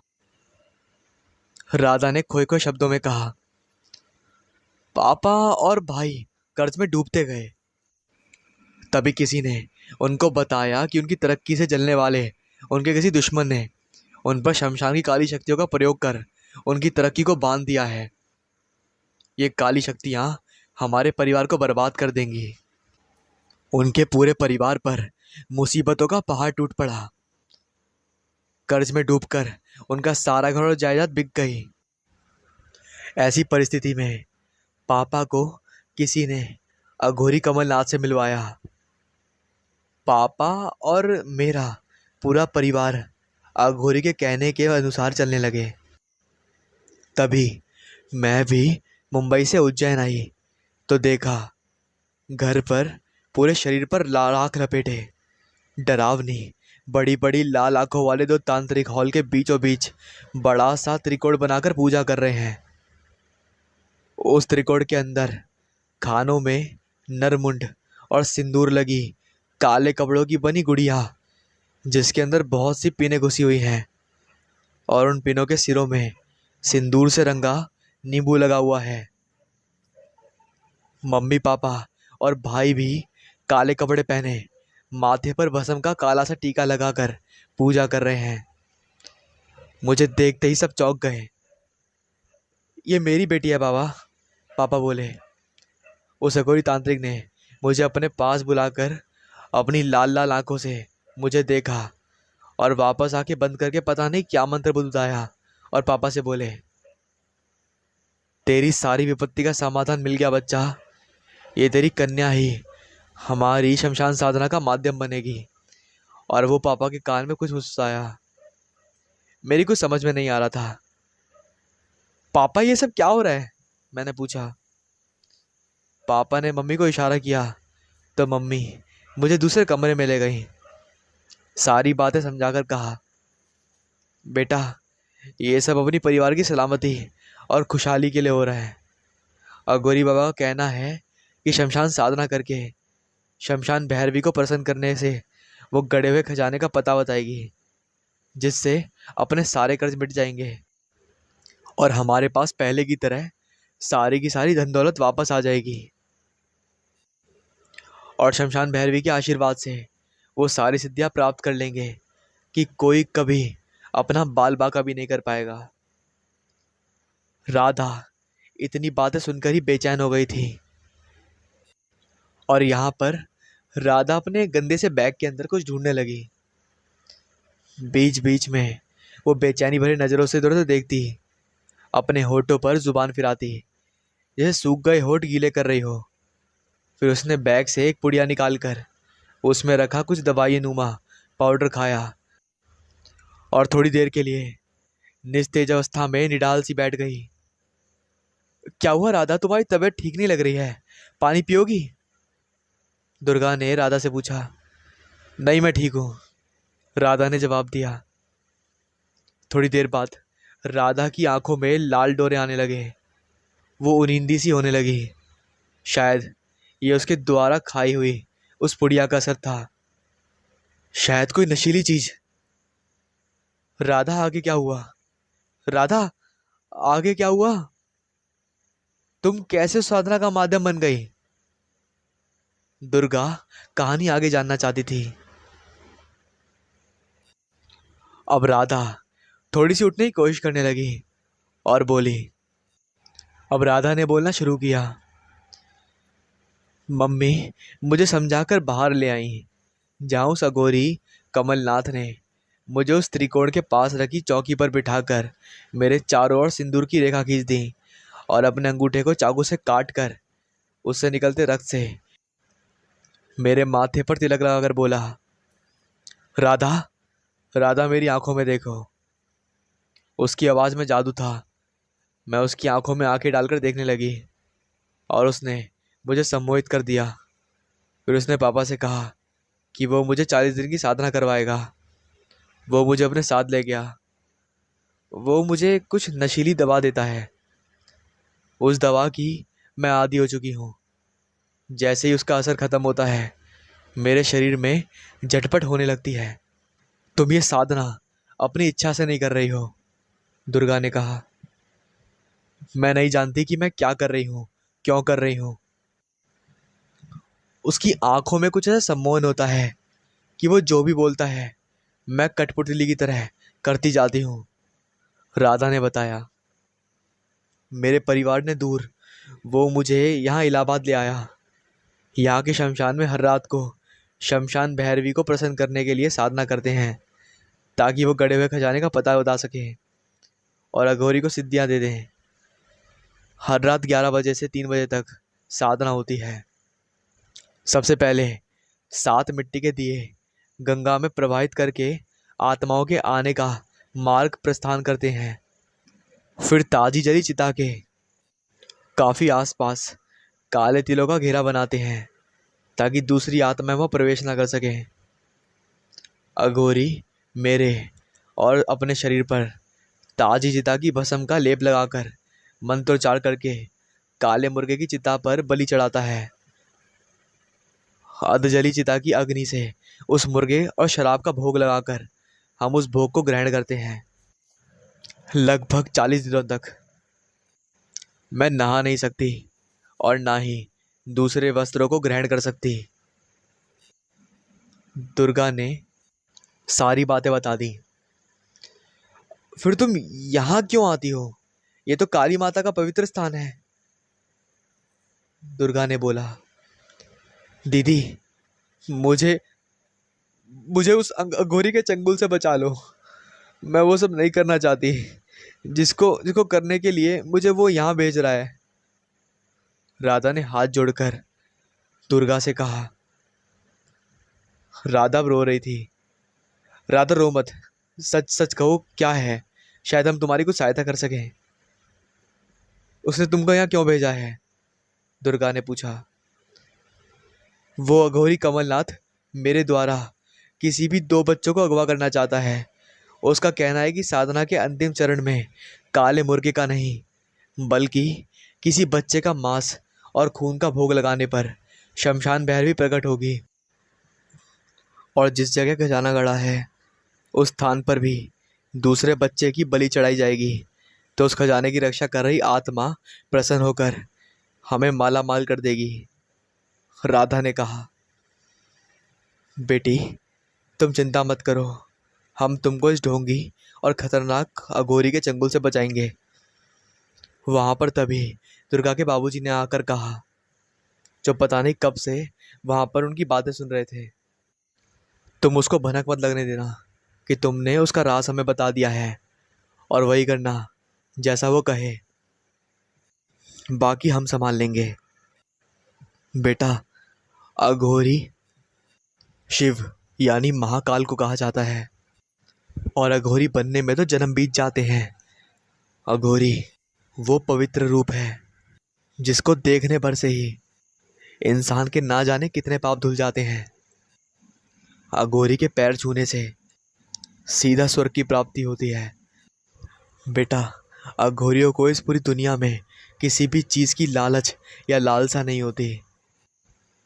जिसे तुमने पकड़ा है, जिसने यानी तुम्हें पकड़ा है और जो तुम्हारा फ़ायदा उठा रहा है, वो कोई अघोरी नहीं है बल्कि उसी के भेष में कोई गीदड़ है जो बाकी अघोरियों का नाम खराब कर रहा है।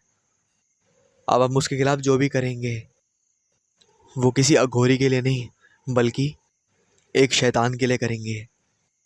राधा ने हामी भरी और वो वहां से चली गई।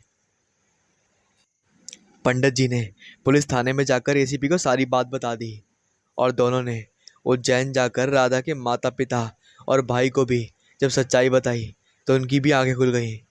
उनके अंधविश्वास के चक्कर ने उनकी बेटी का जीवन बर्बाद कर दिया और अब वो राधा की सलामती के लिए एसीपी से मिन्नतें करने लगे। पंडित जी ने एसीपी और दूसरे लोगों की सहायता से ना सिर्फ उस ढोंगी अघोरी यानी कि कमलनाथ को पकड़ा, बल्कि मासूम राधा को 2 बच्चों को अगवा करने से या उनकी हत्या करने के अपराध से बचाया। उसका जीवन भी बचा लिया। आज के मॉडर्न और पढ़े लिखे लोग भी कई बार परेशानी से छुटकारा पाने के लिए या दौलत कमाने के लिए ऐसे किसी बाबा के पास चले जाते हैं, या फिर इन इन सारी अंधविश्वासी बातों पर यकीन करके आपराधिक मानसिकता वाले नछेड़ ढोंगियों के पास चले जाते हैं। लेकिन सच्चाई एक सच्चा योगी ही जानता है।